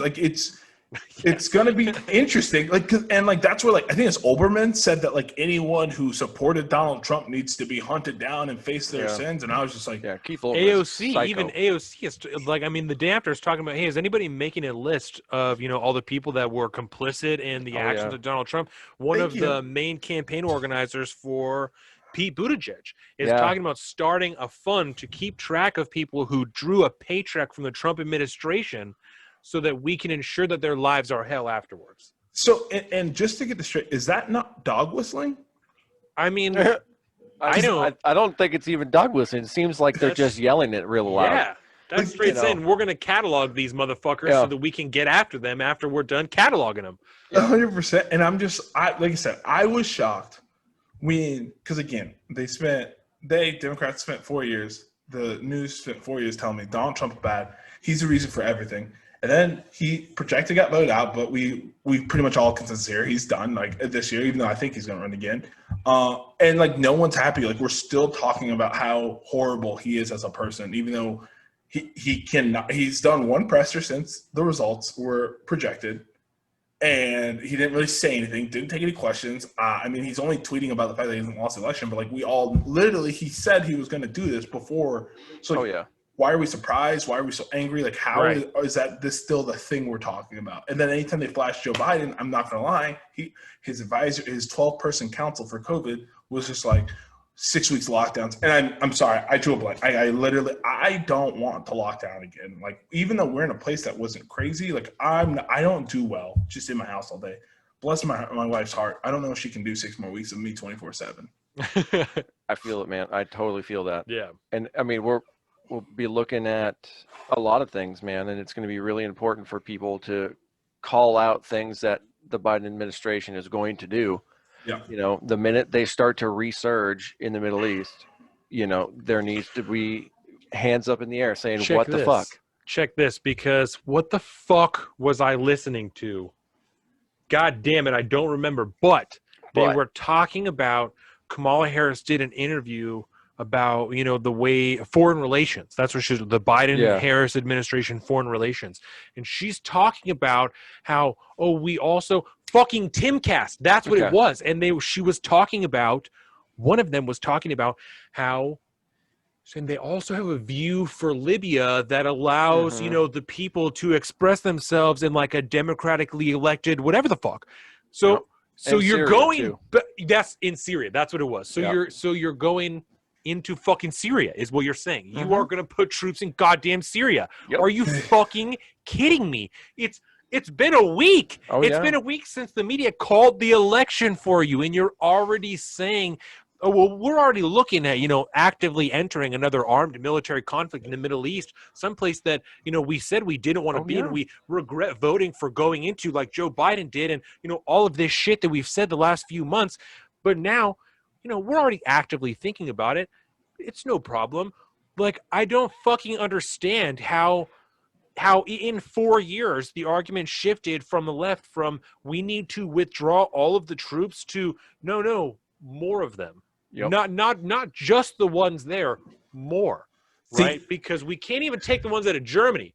We need them all there. Everybody, all hands on deck, everywhere. Even somewhere where we say, they got their shit locked down. Germany's totally good, but we can't. We can't because Putin's still around.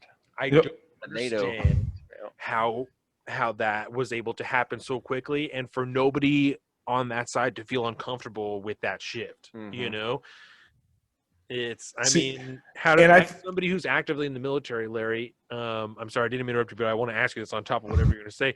How do you feel about knowing that the vice president of the incoming administration is already talking about an active military conflict in Syria? So this is what I pretty much, like, I signed up for the military. So like whatever we do, like I'm going to do, right? I'm going to lead to the best of my abilities. It's your job. So exactly. What I will say is this, we got politicians politic, right? They tell you what you want to hear, right? Like Trump's a terrible debater. Mike Pence was a great debater, right? Because he knew how to tell you. Like, he looked good. He was answering the question that he wanted us to hear, right? What Trump has done is he's forced people into a paradigm where they're going to expose themselves. For example, right? When Joe Biden and Obama said, we want to get out of Afghanistan, we're going to get out. We have a great plan for getting – they said that for the entire 8 years. Yep. And then Trump de-escalated, created peace, got out of the Iran deal. I haven't heard anything about Iran. Have you guys heard about anything out of Iran after we stopped giving them money? It's been mad quiet. Super quiet, right? It popped off for a little bit about nukes and shit, and they were like, no, pipe down. And 100%. It's been everything. And then North North Korea popped off. And then so we found Soleimani, and they found him. What's going to happen is now we're going to see what the agenda is in the Middle East, because there's no specific reason for us to go back. No. So what's going to be interesting is, like, who is the war hawk now, right? Like because now the Democrats look like war hawks, because you can't, like, why are we going back to Syria? because like, again, they have to present the evidence, and this Right. is why I hate our media. Because if you had an objective media, you should be trashing Trump for the way he's responding to his projected laws. Like, you can sue people and be better than what he's being on Twitter. Yeah. Super cool. George Bush did not do this in 2000. 100%, right? Like, he didn't go on Twitter and be like, yo, this dude's a fucking bitch. Yeah. But like on the flip side, we're about to expose politicians. We're going to expose the media. We're going to expose. So I'm excited because people are going to reveal themselves to us for what they really want, right? Like, did you really want this military order to, or sorry, our military economic complex to run America? And are we just going to ship people around to go over there? Like if we're just looking at the things that happened, Trump made us oil independent. Energy independent, yeah. Middle East deals. We had a great economy. He lowered taxes, right? So we're about to see what they want, because Trump really set a weird palette and put us in a weird place to where instead of just running with the order that was there, they're going to have to actively change. Yeah. So I'm excited because now we're going to know if Joe Biden lied. We're going to know if Kamala flips all the time, but we're going to know what she stands for, right? Like, she flip-flopped, like the fracking industry, can't wait. I'm on pins and needles to say, like, what are we doing, right?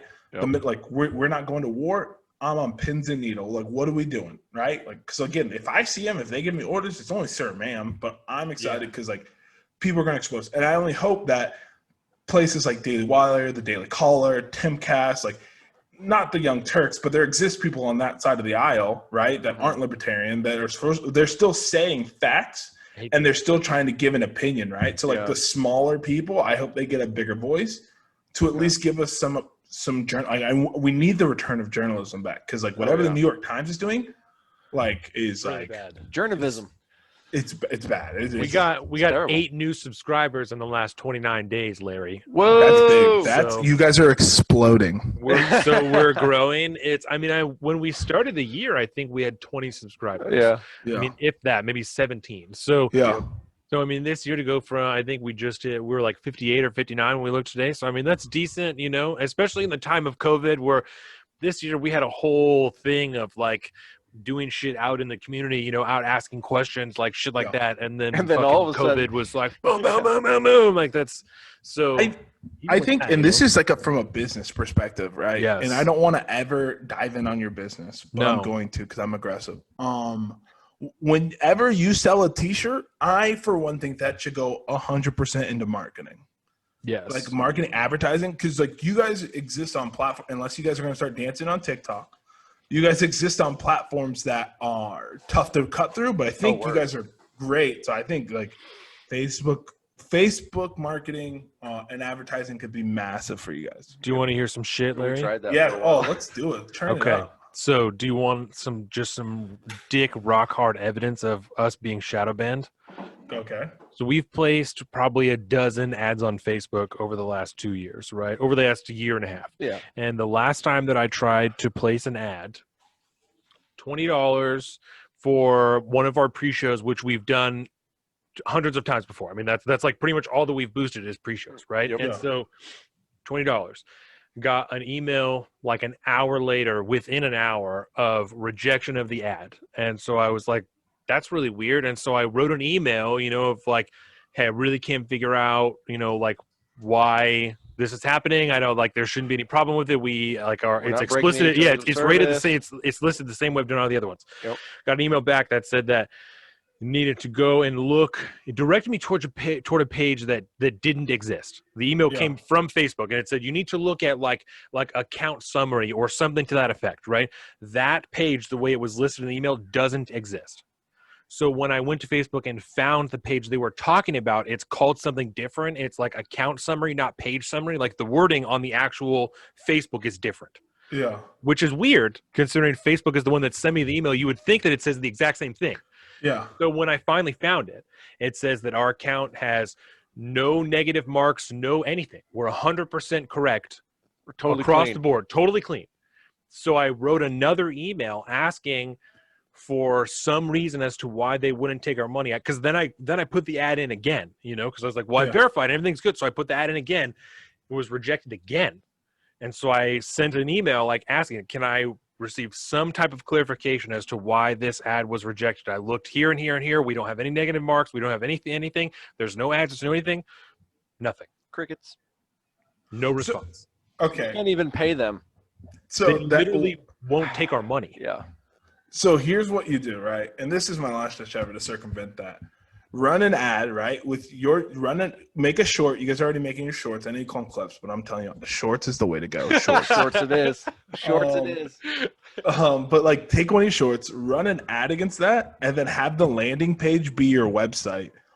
And then on your website, put out like, I would have Rumble be the one that you connect. Because again, like I don't want to be like the guy that's like, oh, Rumble and Parler because it's a conspiracy. But like you guys aren't the only people that I see like facing the shadow ban. Like I've seen a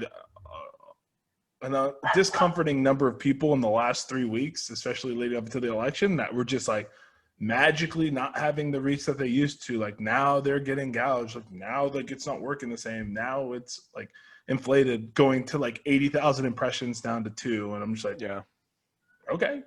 And then like Instagram is just outright saying like, you don't want to see this. Like this is fact check. Yes. And you go to the fact check and it's just like, this said it happened on Tuesday the 8th at 4 and it happened at 4:18. I'm just like, okay. Okay, Twitter. Or I mean Instagram. So yeah, so that's probably my second ditch effort. Because your page we could try a YouTube ad. We haven't tried any ads on YouTube, you know. Yeah. Oh no. Google's taking over the world, so generally they'll take anyone's money. I mean, on Facebook, we've verified more than one time that not only do people not see our content, but we've had people be unliked from our page on Facebook. We've had people be unfollowed from our content. We've had people be unsubscribed from our podcast on Apple Podcasts. They have to go and resubscribe. Yeah. So, yes. Our Instagram is public. Yes. Yes. She's like, can you tell them to make their Instagram public so I can Our Instagram is no longer public Yes, anymore. Yep. because she can't share the stuff that she's tagged. Oh, So Jordan just told us that her sister Erin, right, Yeah. was on the phone with her and requested that we make our Salt of the Streets Instagram public because she's not able to share our stories and our posts to send them to people. Obviously, our business Instagram is public because we want everyone to be able to follow it and do whatever they want with it. And I had that same issue when I made a post about, it was like the episode about child trafficking or whatever. And Shayna couldn't send it to her friends. Yep. That our friend Shayna, like she sent it to her friends and they literally couldn't open it. It just wouldn't allow them to open our post. And we have the same thing with Instagram. We have no restrictions. We have no negative marks, no community, no nothing, no type of barrier that should hinder anybody from sharing, liking, or receiving any of our content on any platform. And on, I'm going to say over a dozen separate instances now, we have received, legally anecdotal, evidence from different people family members who absolutely are not unfollowing our pages. They're absolutely not unsubscribing from our content. They're not unliking us on Facebook. And all of that is happening. And that was the dog that just cries all the time. Yeah, I was like, whoa, so you guys are killing people there. No. And so I think YouTube that's the only place we haven't tried to place an ad yet. Yeah. And so we could try that certainly, because we've been getting good traffic on YouTube now. Mhm. But yeah, it's so bad, Larry, that people just don't even see our shit. Yeah. I mean, it's aggressive. That's why I won't say anti-Facebook. Like I said, I've been less into it. I have a more, milk toast approach because I'm just accounting and taxes, but I keep hearing anecdotes about it and it always makes me uncomfortable. That's where it goes back to my government thing where it's just like who are you to tell me what I need? Mm-hmm. Right. And like, there's some basics, for example, I shouldn't be able to steal your stuff. But as you get to the specific thing, like you can't tell me the specific things I need to exist. Right. And that's where Facebook and a lot of the tech giants, right? We'll call them what they are, the tech conglomerate. See, like they own so much and they have so much power. Like they can literally delete people out of life. And like it's different when it's like Timcast when he has like a massive platform. So if they even take down a video, he can blast out like 800,000 people are going to see it. Right. Like for people like you guys who are trying to grow, like you guys don't have that same kind of reach, and you can't argue for yourself, and you guys are the forgotten people. You know what I mean? Well, how many other people are there just like us that we No, don't that's know about? trying to do the right thing, right? Just like they see a sector, because we agree, like our journalists in this country are dying, our opinionist people are bad, and they're like, okay, well, like I can give a better objective opinion, and then you guys get cut out because you guys aren't going with it, right? Like, Right. And I don't think, obviously, that anything should be banned. I'm a pretty staunch free speech, like just as it is, you know. Mm-hmm. But it's not like we're even creating objectionable content, you know. Like we're not racist. We're not fucking saying anything radical. I mean, the most objectionable thing is our language, you know, which we're trying to police. Which I mean, you can, and it's not like this is the only place that you can go and hear bad words, you know. I mean, 80% of the content that you're going to find is. If it wasn't so common, it would be a good excuse. Right. Yeah. But because it's so now, you know, we don't. I think that time that I pulled my AR, I think is the first time that I've actually shown that gun on here. That's actually what I was thinking. I was like, oh, he showed the gun. That's fun. I don't think I've actually shown, like, I've shown bullets before. You know, I don't think I've shown that gun here before. Like, so it's. We're not even creating content that could be written off as like, well, your children don't need to be seeing this. You know, this isn't information that's like positive for you or like helpful for you. You know, when we're, like you said, our goal is we say it every time, is to bridge the gap between people and information. We don't we talk about our own opinions because we are the ones here discussing it. But first and foremost, I fucking interrupted the two of you to make sure that we provided these are the facts of the situation and how they played out over Tuesday to Saturday. These are the actual things we can verify as far as inconsistencies, fuckery, nonsense. Here we go. Now we're talking, right? So it's like, every time it happens, you know, every time a new thing like that happens, I get like so frustrated and so upset because I'm like, this makes no sense. There is no logical basis for this to be occurring. You know, 2 days goes by and I'm like, we're fucking doing it. Like I know that what we're doing is real because we're battling for 60 subscribers and they're trying to shut us the fuck down. Like they literally won't take our money. We're fucking doing something, you know, the same people we're watching. You're talking about Tim Cass, Steven Crowder, all these fucking people, you know, that are making their own shit. Like we're doing something correct if we are being blocked like the rest of they are, like something the rest of them, you know. That's a good way to look at it, for sure. 100%. I think that's going to be your best bet. I really think you diversify into Rumble. I think if you ever run an ad, like you could run it, have the landing page be your website, and then bring on all new media. Don't give them a chance to shadow ban, like, because if you're on the list that we kind of all know exists, then like you're gonna get blocked from the outset. What's our personal accounts too, like on Facebook and shit, because we're connected to Talk to the Streets. If we post things from our personal accounts, that shit doesn't show up on people's feeds either. Well, and thanks to just the way that the social media platforms work, I mean, you catch an algorithm by inputting a little bit of the wrong data, you get flagged, and then it's just over from there because the algorithm caught something and flagged it, and that's it. Like there could be zero humans looking at it whatsoever, right? And it's just that's kind of the name of the game in this world now. And you're seeing it a little bit on Instagram where people are posting stuff, crossing out the words, like the vaccine word, the COVID word, and then it's like staying as opposed to being deleted. So again, it's all happening. I think it's imperative, just from my opinion. So who am I? Just a guy from Oklahoma. I think you guys are definitely some of the people that needs to cut through the noise. You know, I go out of my way to listen to a 3-hour podcast every week. So I appreciate that. No, and I do. I try to leave a comment, but sometimes I just don't have anything insightful to say. But regardless, I think that you guys are people that should cut through the noise, and you guys should keep working at it. And that's why I would even impress the importance of diversification, because I think you being heard by other people is a value add. So that's just me, though. You know, 100%. I think, and like at least for me, and I'm pretty sure I speak for you at this point, it's like there's nothing going to stop us from doing this. No, you know, for one, it's too much fun. It's important enough to who we are fundamentally, you know, as individuals. We just care too much about the ignorance of the world at large. I mean, it's just it's painstaking to know that there is knowledge out there that people can get if they so choose to look for it, that is being presented to the world in an extremely twisted and distorted fashion. And it is so frustrating to watch happen day in and day out, and people just swallow it. And as long as that situation exists and persists, I will always be doing this exact thing right here in whatever form it needs to take. And that's why, like, when I was talking about the stuff that we had planned, you've watched Steven Crowder's stuff, right?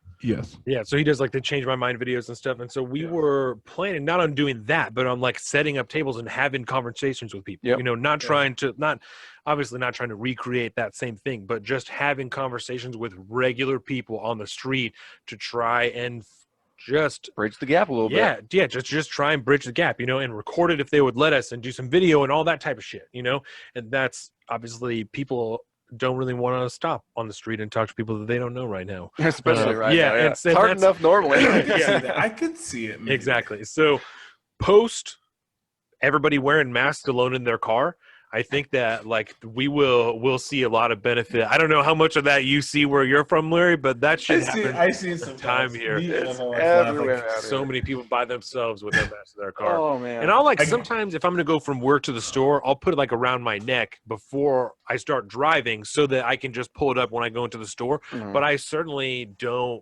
wear it on my way to the store. You know what I'm saying?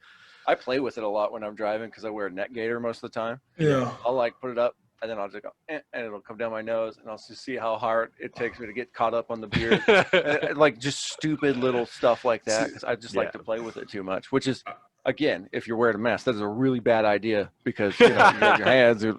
Stop touching your mask. It's not good for you. When they do work, it's not because you touch them. That's right. That's right. Well, did we talk to Larry about the hills to die on at all? No. We should put him on the spot and see if he's got something.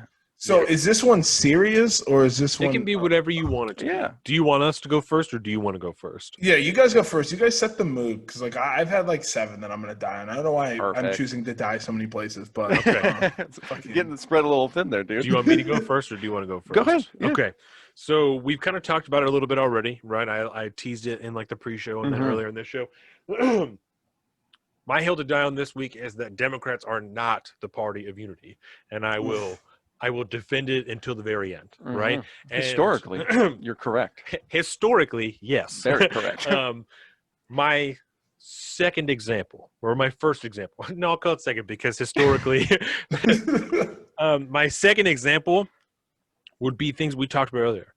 AOC talking about lists, right? And then this campaign worker for Pete Buttigieg talking anybody, whether they're in the establishment or not even involved in politics at all, talking about creating lists to catalog people because of political views that they held and people that they supported politically is dangerous to say the least, at the very least, right? And all that, again, I'm going to continue to remind this, all that while Joe Biden is giving speeches talking about how Democrats are the party of unity, right? The example I would provide after that would be, and you can call this a half a point if you want, would be mainstream media, right? I'm going to call it a point because they're so deeply devoted to the Democratic Party and to the left that this is a point for the Democrats, right?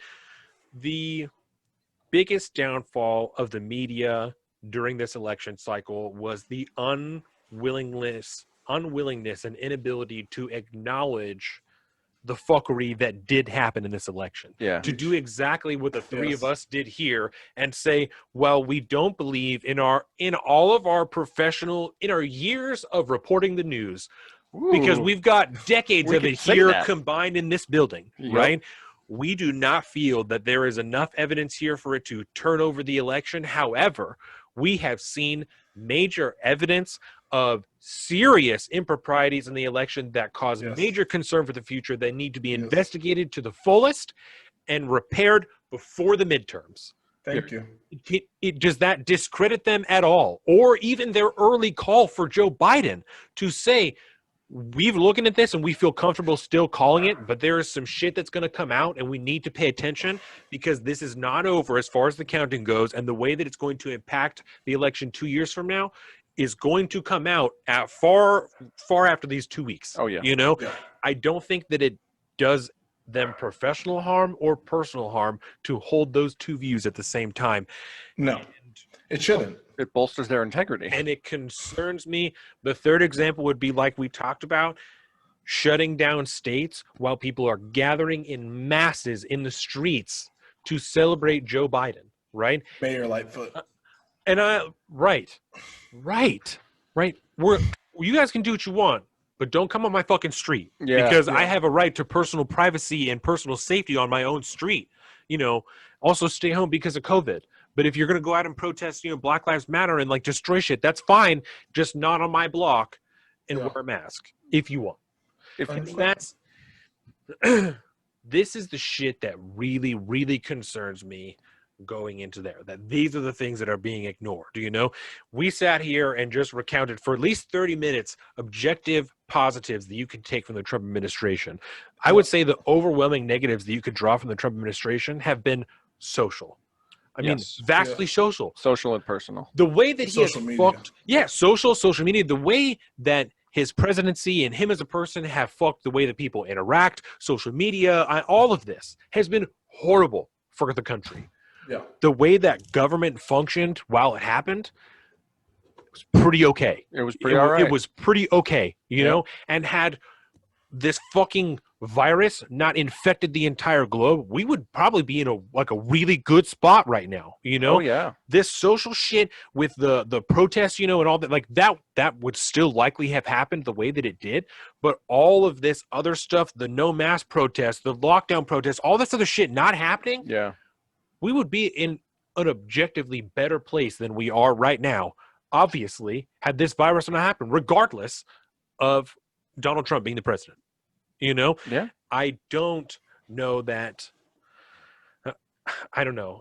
That's it. That's where I'm going to leave it. That's my hill to die on, is that after all of this, for Joe Biden to come out and be arguing that Democrats are the party of unity, I think is an abject and total lie. And I think that it's ludicrous that that's not the narrative post all of these public speakings that he's given to people who are in their cars. Honking. I love Honking, that's right. Yeah. There's one person who's doing that, and it's working out pretty all right for him, and that's Bert Kreischer. He's touring around doing these comedy tours with people in their cars, and it seems to be working out pretty well. Bert Kreischer is one of the only people I think that has done exponentially more since COVID than anyone else on the planet. That dude has just been a machine firing out content. He had a Netflix special come out. He had a Netflix show come out. He's touring. He's started multiple podcasts. The dude is on fire. And he's also annoying as hell, and he makes me want to bash my head against the wall. But he's got the kind of humor that like I laugh at because it's so stupid. So my hill to die on. Yes. Procedure. We have a government that operates off of procedure, spelled out in a few documents like the Constitution and the Declaration of Independence, right? And particularly focusing, we've already kind of hit the finer points of it, but particularly focusing on the election and how elections are supposed to take place and how they get certified, how they get verified. When, you know, on January 6th, when Congress meets to actually certify the electoral college votes, then that is actually January 6th is when Congress certifies the electoral college vote. And so what we're doing right now is all a process of steps that has been laid out, and everybody is following it the way it should be. It is not nobody conceded. So by definition, it is a contested election. The legal process will play out. And when the legal process is wrapped up, the electors will meet and they'll vote. And then on January 6th, hopefully, the Congress will certify the election and it will be finally completed. And then there will be the official the official transitions basically already started, but which is a shame because that is not the way it should work. For God's sakes, and whatnot. You know, we're already talking about czars again. Isn't it funny that like we only have czars in the administration when the Democrats are in power? I don't know. But anyways, Oh boy. yeah. So procedure. This is all normal. This is all the way it's supposed to work, and it will resolve itself without breaking into civil conflict. Trump is 100%. not going to haul himself up in the White House and have a bunch of special forces, Marines, and shit I meant to around. ask you guys that if you thought that there might be a military coup. No, There was, it's because insane. there was an offhanded comment that he made in the early parts of the administration where they talked about like a contested election, and he's like, well, I mean, if it's not legit and they try and kick me out, like I would I would surround the White House with Marines, which fucking of course, if it is actually legitimately stolen from you, why would you concede that election? And to speak to the hill that you're dying on, it's nothing but hypocrisy. Yeah. That they're looking back at what he said back then and trying to make something that doesn't exist. Not finding facts. Yeah. And I tried to your point, I think when the election first started, I don't even think it was called yet. I was on Twitter and I'm like, I am begging you guys to keep it the fuck together. Right. Because it was way before it was called. It had to be just a day or two in. I'm like, because the shit is still going on. Yep. President Trump does not decide who wins, nor whether or not he gets to stay in the White House. You're telling me that you really think that come Inauguration Day, if he's still in the White House, Joe Biden gets inaugurated, the whole process happens, hand on the Bible and everything, and Donald Trump is still somehow sitting in the Oval Office saying, I'm not fucking going. Nobody's touching him. They're just like, okay. No, sure. I really don't think that's what's going to happen. There are going to be some nice coworkers of Larry's that walk in and say, "Sir, we need you to come with us. We understand. We need you to come with us." I'm sure some fucking general is in there at the same time. Probably somebody else that he really likes. Probably his daughter Ivanka. That's like, it's time to go. Come on. Like it's time to go. Yeah. We don't. Yeah. They just. Yes. She's urging him for a peaceful exit. He wants her chance at the presidency someday. Oh God. Oh, that's Ivanka really funny. urging her father to have a nice, easy exit, so that way her shot at glory won't be tainted. I don't see why for the not, future. You know, I don't. I mean, we're all about royal family in America. You know, in the American government, we're all about royal families. People already the saying Bushes, he's gearing up for 2024. You right? know? What were we talking about? The Bushes, first year the Kennedys. Sorry, I didn't interrupt of you. the Trump administration was, well, when is what's Hillary's daughter's name? Chelsea. When's Chelsea gonna run? You know, I was like, stop. Fucking stop all of this. Right. We're not a monarchy, okay? Quit making these. I'm just. We did come from England, done. so I'm just saying. That's true. At least we finally saw one of the Kennedys lose out of Massachusetts, right? That is true. He ran for Senate and he lost. First time ever that a Kennedy's lost in Massachusetts. Hilarious. Oh, Every good run has to come to an end. Yes. indeed. All right, Larry, what do you got? What do you What's got? your hill to die on? So, do you want just one hill to die on? You can give us more than one if you want. If you got a funny Thank one you. and a That's serious what- one, that's totally Yeah, pineapple belongs on pizza. fine. Yes. Oh man, I think It is. We got to fight now. God damn. Oh, Listen, it is. What? It is a sweet citrus mixed in with another salty grease, which creates an even amazing taste in your mouth. So that pineapple belongs to pizza. I don't know when this became a thing, but a lot of people are wrong. So just like we can disagree. You know, I like to be very crass about it, and I like to poke around with it and shit. But do you know what the term umami means? No. Okay, so umami is a Japanese term, right? That is basically Sounds like it.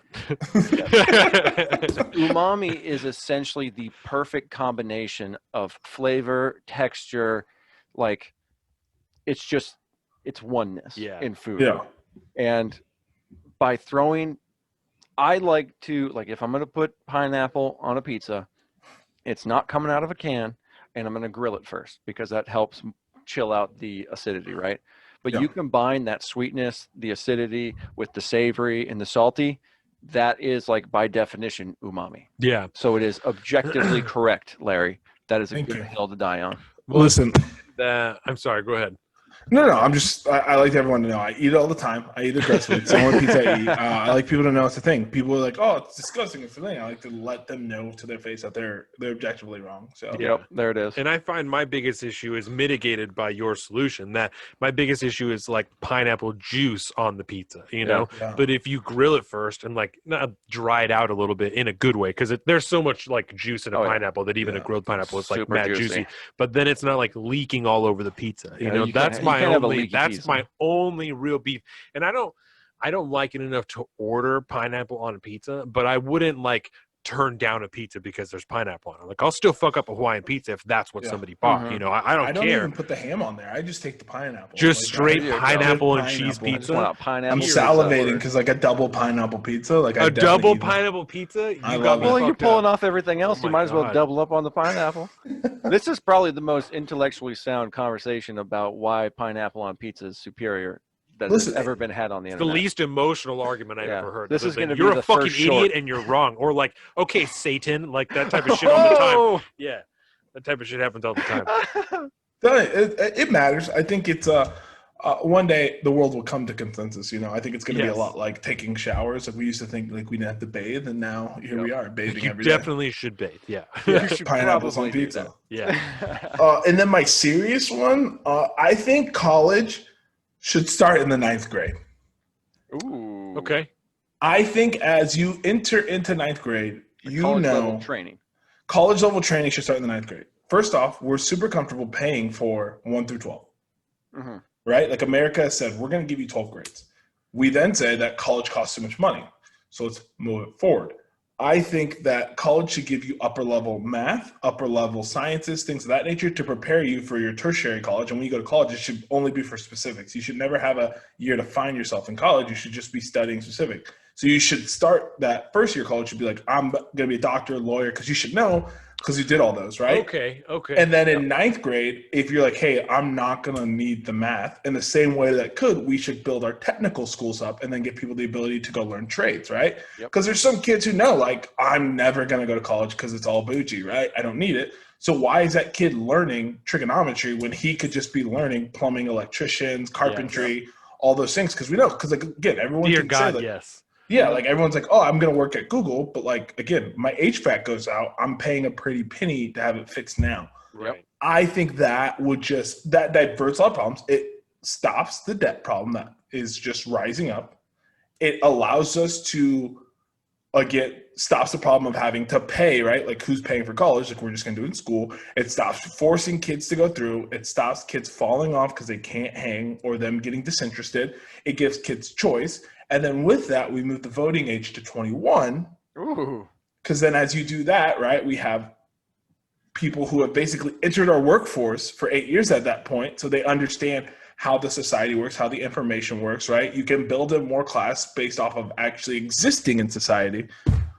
Because again, I think that this, like whether you voted left, right, up or down, middle, gold, green, blue, yellow, whatever, I think we had a lot of low information voters. I think it worked, right? Because like really at 2, I think that can be dangerous further. So that makes it eliminated. But yeah, college starts in 9th grade. I'm a big proponent of that. Or maybe, college starts in 9th grade. Like I think at that point, like a 15-year-old knows, like the kid's never been smart, doesn't like school, never liked school. Like he doesn't want, like that's fine. Like what do you want to do beyond this, right? Then it's super easy to have coding camps set up. It's super easy to have very specific niche things set up, right? That are cheaper in the threshold.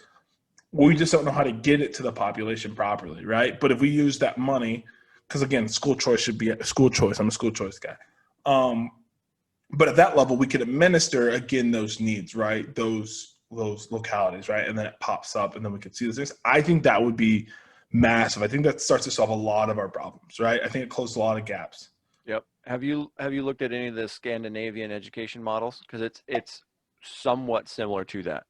It is very, very interesting. I highly recommend looking at it. It'll give you a lot to chew on there and digest and regurgitate with the American sauce on top. And can I ask you, just to understand for clarification, you're almost talking about like knocking out all the prereqs in those early years, so that when you go on to like college, actual college, like technically technical college or whatever, you're learning 100%. the actual skills for that particular career. Yeah, so I think like a lot of things, for example, a lot of the sciences are unnecessary unless we're using them as platforms to get to next level math, right? For example, you would never need algebra unless you're going to culminate in calculus, because you don't really use algebra, right? Or chemistry. Chemistry, another one, right? You don't really need chemistry unless you Jordan hated chemistry. Because it's pointless. She's like, when am I ever going to use this, That's exactly what she said. There's no fucking point to me taking this class. Even though, jokes on her, she's baking, so it's all chemistry. Larry said, joke on you, you're baking and it's all chemistry. But again, what did she say? She said, I'm reading about adding extra egg yolks to my cookies right now. Listen, and I don't know what that's going to do to the egg yolks. I can say everything she's baked so far looks great, so I can't wait to try them. I can vouch for that. 100%. And I think, again, that focus, because again, like, why are we wasting her time with chemistry, upper levels math? Like, why are we wasting my time with history? Like, why are we like, we've all seen it, right? We've all seen the kid who's forced to go to the math class because he has to go to math class. You really only need addition and subtraction and basic multiplication to exist in the society. So why not? I can't divide on paper. Yeah, why would you need to? It's I work with fractions every day and like measurements and like making medical splints for people. I can't divide on paper. I don't know how to. Can you enter it into a calculator? Yeah, exactly. That's what I'm saying. Yeah, calculator. Turn it to the side. It's scientific. Yes. I mean, this isn't even scientific. They call this an RPN calculator. Oh, this is for like running trig and all that. Yeah, but it's like $300 to $500 if I want to go buy an actual one. Yeah, it was $5 in the App Store. I took 10th grade math 3 times. I'm doing okay. Hot dog. You know, I'm terrible. I'm fucking terrible at math. That's just not. Think about, not to interrupt you, Larry, but think about all the time that we've known each other and all the things that I've said to you. Yes. Does that really seem like it would translate to mathematics? Hard no. Yeah, what I'm saying. I mean, the only reason I did is doesn't because, work that way. Yeah, I kind of fell into an engineering-based career where I was forced to learn this stuff, and it all made sense when it wasn't coming from a textbook and testing. It made sense because I could see it play out in the real world. 100%. And then all of a sudden, I do trig every single day now. I love it. I can track a government plot that goes back decades, but I cannot divide on paper. It's just not. It's not how my brain works. And then by doing this in school, there's a lot more time for experimentation. Yep. For like, so again, like, how nice would it have been to be on your track longer? Because the problem is, like, kids are paying an exuberant amount of money to not do anything in their degree, and then they start, right? And again, I'm accounting like tax guy, so like then their balance sheet has them paying out $1,200 a month, when now they're paying for a loan that's doing nothing for them instead of buying their first home when they turn 18. So they get out, they're 18. They're qualified for a job in their scope of profession. They can be like, okay, I want to go get more specific education, or you get in the workforce. You're alleviated of that debt. And then when I tell you to make a $1,300 house payment, you're like, oh, seems way easier when I have no other payments in the world. Like I tell my soldiers, like, don't buy a damn car, save your money so you can buy a house. So again, I'm all trying to trace back to the point where they veer off and start going down the debt route, right? Because then again, people don't use, and this is a whole nother conversation, which has brought me to college starting in 9th grade. That's the hill I'm going to die on, because I know that I get a tremendous amount of pushback. Because if a kid can vote at 18, then he can start thinking about his future at 15. That's all I'm saying. Like, you're just taking their logic and then rolling it back. So that's my hill. It's always education. I believe in it. We're messing it up here. We're missing the ball. And I don't know why. Larry Dixon for Secretary of Education. I'm just saying, there's a reason we're getting underneath the birthday party here, man. This is all making sense. Hey, 100%. Betsy DeVos is the current Secretary of Education. I think you can make it. Listen. Kamala Harris is going to repeal a lot of things Donald Trump did, but the first thing they're doing that no one's talking about is Betsy DeVos. Every gain she had in school choice will be repealed instantaneously. He'll probably be in this inauguration speech, honestly. Yeah. He's just like my first thing. Have I told you already that her brother is Eric Prince? Have we talked about this? No. That's like my favorite Betsy DeVos fact is that her brother is Eric Prince, who used to be the head of Blackwater. Yeah, and now Wild. the whole time he's been actively lobbying the Trump administration to privatize the Afghanistan war. Yeah, her brother is Eric Prince. Her maiden name is Prince. She's a Donald Trump all in herself. Yes. She is Yeah.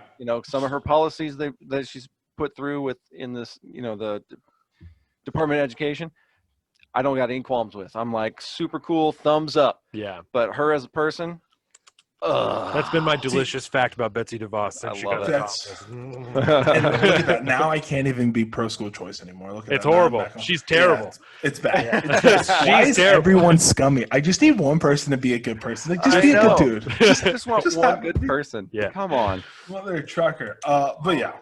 Listen, Full when we word. run under the birthday party, I think we can get a lot of these things done. Oh, I think so, absolutely. too. Absolutely. Because we speak the people's language. Yeah. We speak 100%. everyday normal people's language. We don't church it up with a bunch of empty platitudes and just random politicking. No, platitudes is a pretty big word. Those two I was like, crap. I think I might have just shot myself in the foot on that one. Is there anything else serious that you guys want to hit before we talk about sports for a little bit? I think I'm good. Any last No. ones? I just want to say that I fully endorse everything that Larry has said. I'm with his a big education and fan. I'm everything. sold on This is the good. babe. You're gonna have to listen to this. Larry's Hill to Die On was college starts on the 9th grade. Yep. Big fan. pretty good. Big I'm fan. pretty I'm excited sold. about that one. I'm sold. Okay, so sports. Okay, Larry, do you play fantasy football, Larry? So listen, guys. No. So listen. No, I'm cursed. I'm on the mat. I'm the only person who's under the Madden curse that's never been on the Madden cover.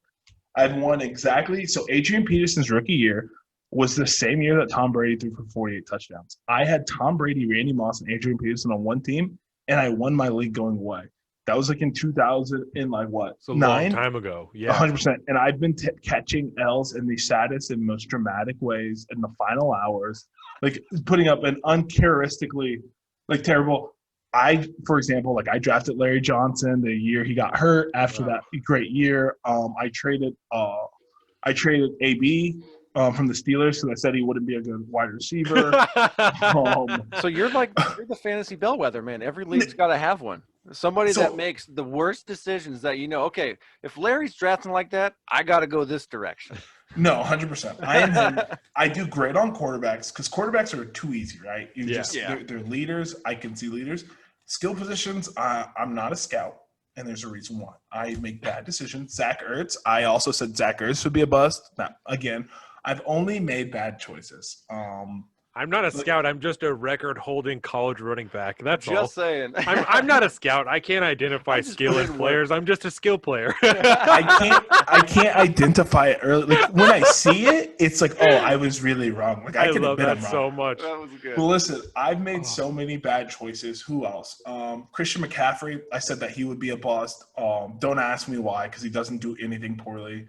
Ezekiel Elliott, I was like, oh, he's too immature to play football. Then I realized you don't have to be mature to run a football. What else? Just like a lot of bad takes. That's a lot really of bad funny. takes.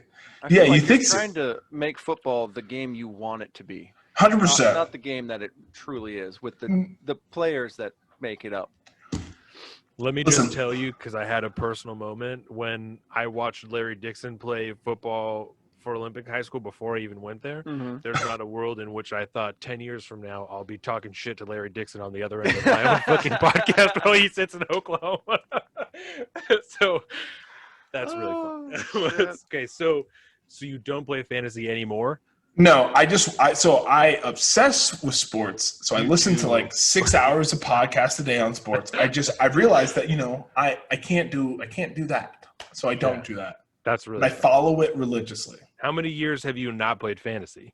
This is my second year now in retirement. It feels So you're good. still going through withdrawals. It's okay. Yeah, 100%. Like I get really sad. Like every time I hear you guys talk about your fantasy, I'm like, man, I should join a league. But then I just start thinking about like, oh, like what would you have thought? Like, and then I'm just like, no, I'm still terrible at this. When you move back here, we will hold a place for you in the league. You're welcome to join. Can't wait. This is gonna be great. People who are from here always end up back here. And if you're like, oh, we like Oklahoma, but I don't know, you're gonna end up. No, back well, here. it's Wyoming. Wyoming is amazing. Listen, I'm telling you, Jacksonville, Wyoming. It's got really good You guys hunting in there. Wyoming too. That's all I'm saying. Yeah, Fun. I'm so in love with the Pacific Northwest, I know, but I politically, socially cannot exist here anymore in like a comfortable fashion. I don't force people out, but listen, just when they come, dude, just know Wyoming or Tennessee will be there. Well, you can play fantasy from wherever, but yeah. So we're in a 14-team league, right? Which is it's really hard. It's very difficult. Yeah, I can imagine. During the technical difficulties, Colin is screaming about his fucking computer, and I'm turning around and I'm like, oh, fuck! Because both of my starting running backs are out, fucking Saturday afternoon. So, so I have to fill in for David Montgomery and Chris Carson at a, fucking last second notice. And just a rule, never take a Seattle running back. They're never healthy. I mean, and, he's been all right. It's in a 14-team league, you don't get to be as picky as you want. It's especially like, if you I think I had the second pick this year, and so if you have a pick like that, there's fucking 22 picks that happen in between this one and the next one that comes around. So I'm like, do I take Chris Carson or do I wait 22 picks and then see what the fuck I get when it comes back around? I'm like, I'm going to go ahead and take Chris Carson because the next best was David Montgomery, who's been a piece of shit ever since. So I'll have to just go ahead and take that one.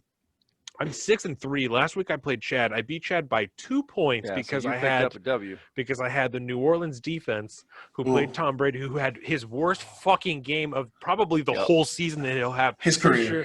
Oh yeah, it was horrible. He threw 3 picks. I think he got sacked like 5 times. 100%. So I'm watching that game, and I mean, we watched it. I told John, I was like, I'm gonna need probably 2 or 3 picks on like several sacks for me to be able to like win. And Jordan has been having the roughest of years, and to top it off, Tom Brady's her quarterback, and she really needs him to go off so that she can win. And I'm like, I really need him to do horribly so that I can win. And 3 picks, couple of sacks, and 2 points. I ended up, and I text Chad just a smiley face, and I never heard back from him. So I wouldn't talk to you either. Like, we're not friends right there. I think that's probably. And you said you ended up the night of that game. That was on Sunday, so that was Sunday night. Was the night we had I had my encounter with my elk up in Packwood, and we had come down to the bar, and we were watching that game, and it was like after having that experience, coming back, I ended up getting a 1-pound burger, which was insane, and a mountain of tots, and the game was on, and Tom Brady was just getting his dick stomped in the dirt. It couldn't have been more things just lined up for the greatest day of my life. It was so masterful. We all obviously hate Tom Brady here, except for Jordan. Just because he was too good. Listen, Jordan, what? I love Tom Brady. I love Tom Brady. I think we'll say the first thing first. That's obvious. He's gorgeous, right? Let's start. It's a man. One of the reasons why I hate him. But this is what I love: people who have hatred in their heart, and that's the way they play. This man thrives off of the chip off of his shoulder. Yes. Listen, you 6 Super Bowls. He's married to a supermodel. He has a $150 million net worth. She has a $350 million net worth. And again, in the same way I love Michael Jordan for his aggressive tenacity and pettiness, I love Tom Brady. Yeah. And again, I love people who lead organizations, and he takes nobodies and turns them out into wins. Like everywhere he goes, you got to appreciate it. And I think we all don't like him for the same reason, because of what Russell Wilson did to us on the goal line in that Super Bowl that we don't have to talk about too much. Definitely the start, yeah, it's a long list. But I've just after his 3rd Super Bowl, I was just like, you know what? I'm just not gonna hate him anymore. I can't have that much hate in my heart. And I could never and would never deny that he is potentially the greatest quarterback to ever play the game, because you don't pick up 6 rings and then go to another team and start beating ass if you aren't the shit, right? Yeah. When he first left, I was like, I don't know, man. Like maybe Belichick, it might have been that might have been a big Definitely deal. Wasn't. No, it's I feel confident now that while he obviously had some role, that team is dog shit now, and Cam Newton's supposed to be a fucking great quarterback, and he looks like absolute assholes in New England. So I think, the 6 rings I'm going to go ahead and actually give to Tom Brady. I'm not going to, there's no asterisks on those. That is what it is. I don't carry the same hate for him that I did before, because that hate for me has transitioned to Patrick Mahomes. I think my thing is I don't like anybody who's too effortlessly good at what the fuck is going on. And I think that's what my beef is Something's with wrong Patrick here. Mahomes You're way now. too It's good like, for this. Yeah. dude, I don't want to watch you fucking sidearm sling all these fucking balls all the time and like, I'm just going to no look fucking left-handed behind my asshole to this fucking guy who's going to run 40 yards for a touchdown. Like, I don't want to watch that. I'm not interested. At the same deal. When he walks away with 7 rings because he carries the same chip of like, I got to have more rings than Tom, like, I'll be happy for him. But I don't like him now, and I'll hate whoever replaces him as the best at the time. Jordan hated Tom Brady, and then she said he was on Dax Shepard's podcast. And so she listened to him talk about himself and, personal growth and, people hated me when I grew up and I was an underdog coming in and blah, blah, blah, blah, blah, blah, blah. Listen, so all it takes is a 3-hour-long podcast. That's all it takes. 3 hours will convince anybody. I'm telling you, like, again, it's weird that you would not, because, like, do you not like Russell Wilson or are you just clouded because he's on our team? I'm sure that some of it's clouded by Russell Wilson, but he also hasn't received like that recognition throughout the sport. 100%. Like these, so I think that's what saves it for me. Is like, you know what I'm saying? The fact that he's still been this good and that people are still like, oh, but no MVP votes. I'm like, yeah, what the fuck? Like, how the fuck does that happen? 100%. So I think that's probably what saves him for me. And also the hometown thing. He's the guy, because I'll admit when we paid him that last deal, I mean, fucking $40 million a year, whatever. I'm like, I don't love this, man. Like, I don't like this at all. I really don't like this. Like, I recognize this is where the market is. You have to do what you have to do. And you're worth dollars, but giving anybody more money than I'm like, I don't know, how much money do I think I'm going to make in a lifetime? Then, like, that makes me uncomfortable. Listen, I think we underpaid him. I think we stole him. Listen, that man is carrying absolute. I don't know what our defense is, but it's not real. I don't know what it is. He's carrying us. Like it's terribly disgusting. Literally, the most yards in the history of football have been allowed by this team that we currently have now. We're so awesome. Yes, this defense is the most yards in the history of football. And what's our record this year? Fucking 6-2. 6-2. Yeah, I mean, we look great. And that because we got the MVP on our team. We have the number one quarterback on our team. Just when you take holistically looking at everything, it's just unreal. DJ Matt, he also named me a wide receiver he doesn't work with. Oh, yeah, absolutely. I mean, you could take anybody, and that's why even Tyler Lockett is like a great wide receiver, but if you would have put him anywhere else, he wouldn't be doing what he's doing. He'd just be a gadget guy. He would just be a gadget guy. He would be the same thing as like fucking Jerron Brown or like some dude that is fine, and and he's going to start on your team, but no one really knows who the fuck that is. You know what I'm saying? No. For years, John Brown and Jerron Brown both played on Arizona. Does anybody know what the difference is? Did anybody give a shit until John Brown went to Buffalo, started fucking kicking ass? No. I don't know what happened with our quarterback, but he looks like a absolute amazing. Or maybe it's just our defense. I don't know. I watched him play and I was like, is this dude an MVP candidate? Yeah, I don't know. It's got to be Josh Allen. Yeah, Josh Allen. There it is. Yes, yeah. Josh Allen is fucking. That first year he came in and he was doing terrible. I was like, there's something about it though. Like I'm telling you, there's something about it, and he's got it. He's like, hey, can you get your face out of my backpack? What are you doing? Hey, dog. She's like, I'm just seeing what's up. Yeah. No, I agree. I think 6 years from now, when more people have come along and they've been forced to pay people, Dak Prescott, people like that have been forced to get paid close to $40 million. It'll definitely look like we underpaid Russell Wilson, even at whatever we paid him now, I think so. When the cap goes up a couple of times and we're not so uncomfortable with how much of the percentage of the cap it is, I think we'll be okay. Oh yeah. I'm telling you that he could ask for $50 million and I would have been like, pay this man. They would have gave it to him too. You would have had to. You can't. What would we have been without him? Like, what would we have been without him? Nothing. Hard nothing. Because with the decent schedules that we've had, you can't. You're not going to get a decent quarterback in the middle 100%. Of the first round. I mean, you're not going to find another Russell Wilson in the third like we did. No. It's not going to happen. I think you just give him enough time. Yeah. And then he'll be recognized. Are you still, let me ask you there, are you still a Seattle guy or did you pick a new team when you went somewhere? No. So again, like I said, I like leadership. I'm drawn to Russell Wilson's leadership, but I'm pretty much just a Seattle homer just because, again, I haven't really gravitated to anyone. I like college. College is like the only place that I have like an emotional connection because West Point, I played there for so long. Yeah.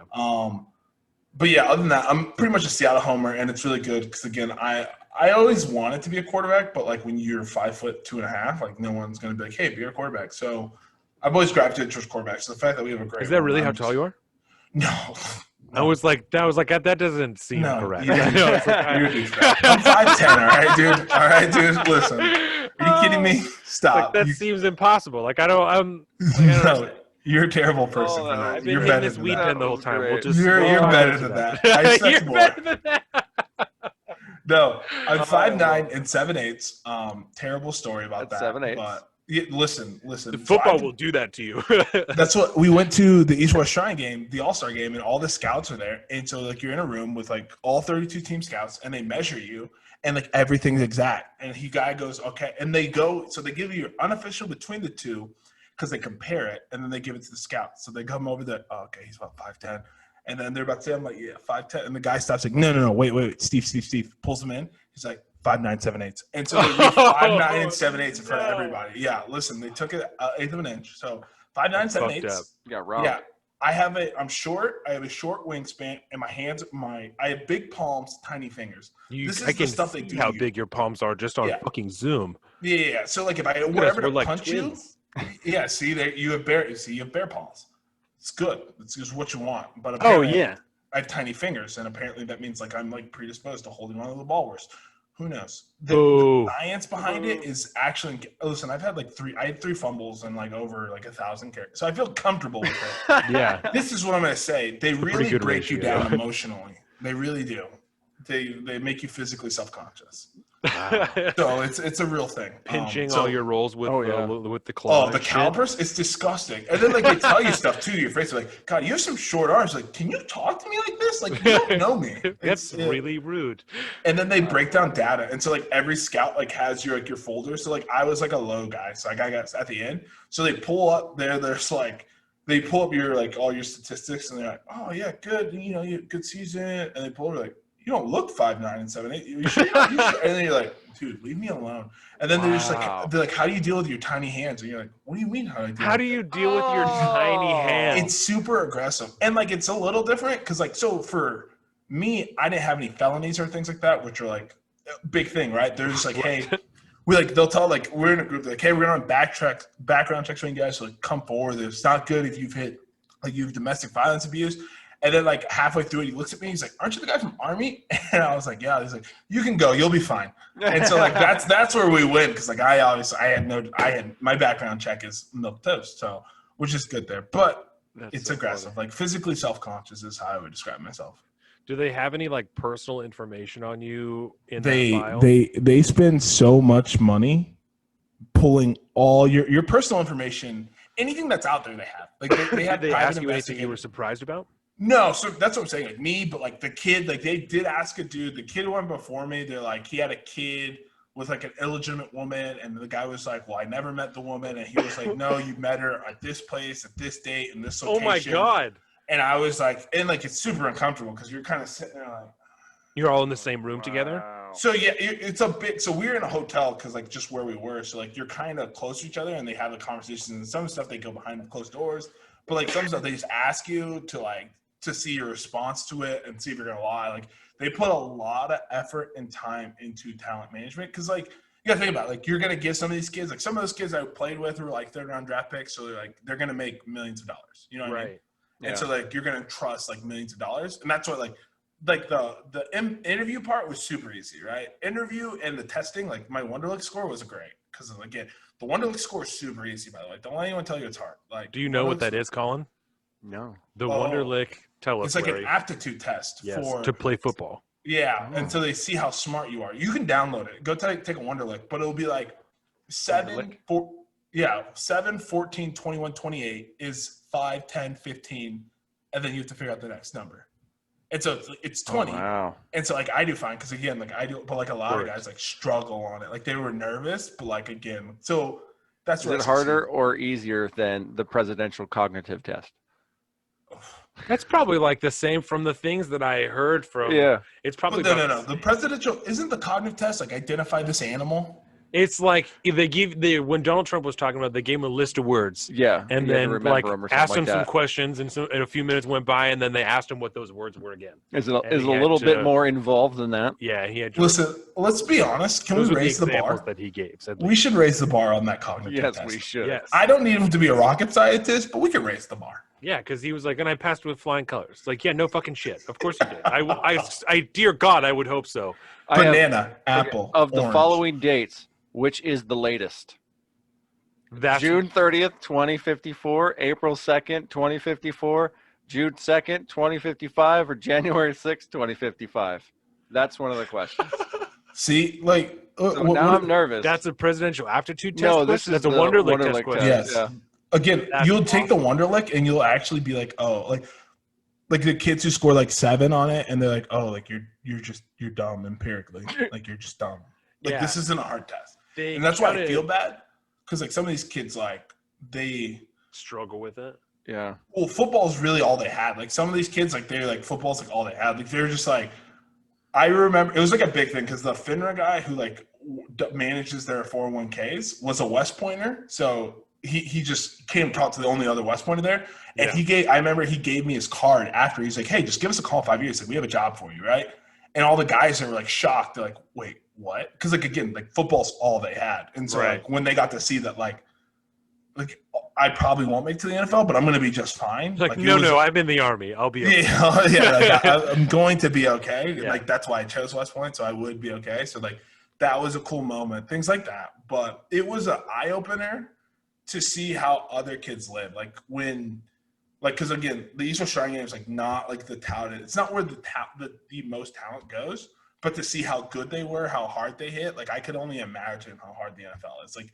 My body hurts so bad. Like for a week, I just blocked massive 250, 260-pound linebackers with the vans with long arms, like throw me around. Like the coolest part was a guy, his line. So I was an honorary lineman because I just was fullback and blocked, and I got hit really hard, incredibly hard. Like I got hit so hard, like I literally was just like, okay, I don't know where I'm at. Like my head hurts, everything's ringing. And That's not good. No, 100%. But you play through it, right? So like anyone who says like, football's dangerous. Like I can't tell you how many times like I would get hit and everything would go white, and like you would wait till you could see which way you have to walk. So I'm on the ground grabbing my head. I'm just like, God, why do I play this game? And one of the linemen comes. His name was Lil John. He was 6'4", 330 pounds. That makes sense. Yeah, 100%. He grabs me by the back of my pads and picks me up with one hand and drops his eyes like, come on, bud. And I just walks back to the huddle. I was like, okay. I've never been treated like that before in my life. He was such a big man. I'm pretty sure he plays in the NFL right now. I couldn't tell you where he's at, but the shit that people play through is no. Like the hits there, like are incredibly like just like in. It's like at West Point, like you would, because like hurting your head isn't as bad as hurting your knee in the immediate, right? Because I can play through a concussion. So like after like my shoulders would get tired and my knees would get tired, I would like take a hit with my head to save my legs so that I could play longer. Yes. And like that's the kind of stuff that you would do. Like it's a weird trade-off. And like like so many drugs, like all the drugs that you could ever want to take, like I took them. I've taken more Tylenol than the average human. I feel like it's insane. Oh yeah, and then you go to the Army where they just feed you that stuff like candy. Yeah, and like that's probably the coolest part about the Army is like they give you like the 1,200 milligram ibuprofen that you can't buy. It's just like a fat pill that you have to like cut in half and take with water. It's like, yeah, like Colin knows exactly what it is. So you go to sick call, they're like, hey, my back hurts. There's a lot of like, it's like cracking. They're like, yeah, just take some ibuprofen or yeah, you'll be fine. Here, have this giant pill that's Motrin. Yeah, the Motrin. There it is, Motrin. Yeah, we used to call it, they call it in the Marines grunt candy. Yeah, Ranger candy. Grunt that's candy. What we call it. Yeah, same thing. Same Oh, concept. that's great. And That's you just really take it and you just push through. Yep. It's like it doesn't really do anything. It's like fuck my liver up or my kidneys. I can't remember which done was what, but you know, none of it's good for you. The only concussion I ever got was playing football, and I got it like in the beginning of the fourth quarter, and then played the rest of that, and then 100%. like yeah, and so that was in high school, so I can't even imagine what That what sounds was so like. terrifying. Yeah, and like now, like looking back on it, like I don't remember finishing playing that quarter, but I remember like taking my helmet off at the end. You know, like that's super common. Like with concussions, be like there's just like a 15-minute like couldn't Just tell. like flashes, like in movies where like they flash and like they move through the scene, and then you like flash and move through the scene. That's pretty much how you're living your life in full. And I remember I remember like vaguely like being because I played left end, right? I played DN, and so I remember being told like to shift, like having one of the other D linemen being like you need to move, like the linebacker's calling a play, and so you're supposed to shift, and I'm concussed, so I'm just fucking standing there. It's like you just go one there, spot over, and then that's like that's high school. That's nothing. That's wow, the dream. It's really the dream. It's great. It was great times. It's great times. That's a legitimate, like, that's that high caliber fun you're talking about. You're like, I hiked all this time and it was so terrible and all these things happened and it was horrible. It's like, I got my ass knocked out and I was concussed and it was fucking great. And I had an awesome time. Yeah. So, yeah, no, I'm sure Larry's been concussed more times than he would ever like to even try and count up. Yep. It's been brutal, but I made it through, so that's fun. Do you know how many concussions you've had? I don't know how many, right? Because it's like tough. Like some are severe. I've had Several. over 10, easily over 10. Like easily 10 that like I can like vividly remember getting hit, and then just literally like stars, or like you like everything goes white, and then like you're like or like being on the bottom of the pile, just like I don't think I've ever cried playing football, but. I've had my moments. Easily over 10. If I had to guess, like throughout my entire career, probably somewhere between 20 and 30. You ever worry about that stuff catching up later on? Yeah. Considering, CTE and all that now? I think now the more I learned, again, I think I was a low information football player. And then I definitely think I was in the pile of 20-year-olds who thought they were invincible. Oh, yeah. That was definitely me. Like, I was like, I'll be the kid who makes it. So, like, I don't think I took it serious enough. Like, if I ever have a son, I don't think I'll let him play football. Like, that's definitely something I think about all the time. I'm just like, in any capacity? I don't know. I go back and forth on it, right? Because I feel like as soon as you start playing flag, it's a gateway drug to tackle. I'm just like, God, do we really want to do this? Like, I think we can give you something better than this. Like, go play golf. Go play golf. Go play golf. It's like, man. And so that's probably like the one thing where like I'm just like, I feel like, okay, I think I'm fine. I don't think I have it many. I think when I die and my brain is scanned, I think that will be interesting, but I think I'm fine. Cut it up into slices and see. Yeah, and then we'll really see what's going on up there. I'll definitely donate my body to that. Yeah, we need to get Larry's on that four sigmatic train and get him drinking some chaga mushrooms and stuff every day just to make sure you got as many of those. Sigmatic mushrooms? Sean Stevenson was talking about that. Oh, dude, yeah, I'm on the four sigmatic train. Is it 4 sig? Yeah, four sigmatic. There it is. And it's great, man. Everything from coffee to hot cocoa, chai tea, and now they even get into these little shots. These little shooters. I thought I had one sitting around, but they're like pre-mixed little, energy shots or focus shots. They got a great one for immune support. Ooh, there you go. Okay. Hashtag not an ad. Hashtag not an ad. Unfortunately, Four Sigmatic. If you want to pay me, go ahead. Yes. Yeah. But no, man, it's great, man, and we're open to awesome. Advertisers. I'm super into like the neuro. What do they call it? Neurogenics. Something like that. Stuff that helps like repair your neurons and shit. And I'll check it out. I need a new coffee anyways. Oh, definitely. Money. Okay, was there anything else that you guys want to pack in here at the end? I think we're legit. Any closing thoughts? I think we're good. Yeah. Okay. With that, I forgot to fucking plug it at the beginning of the show because I was fucking got so goddamn excited.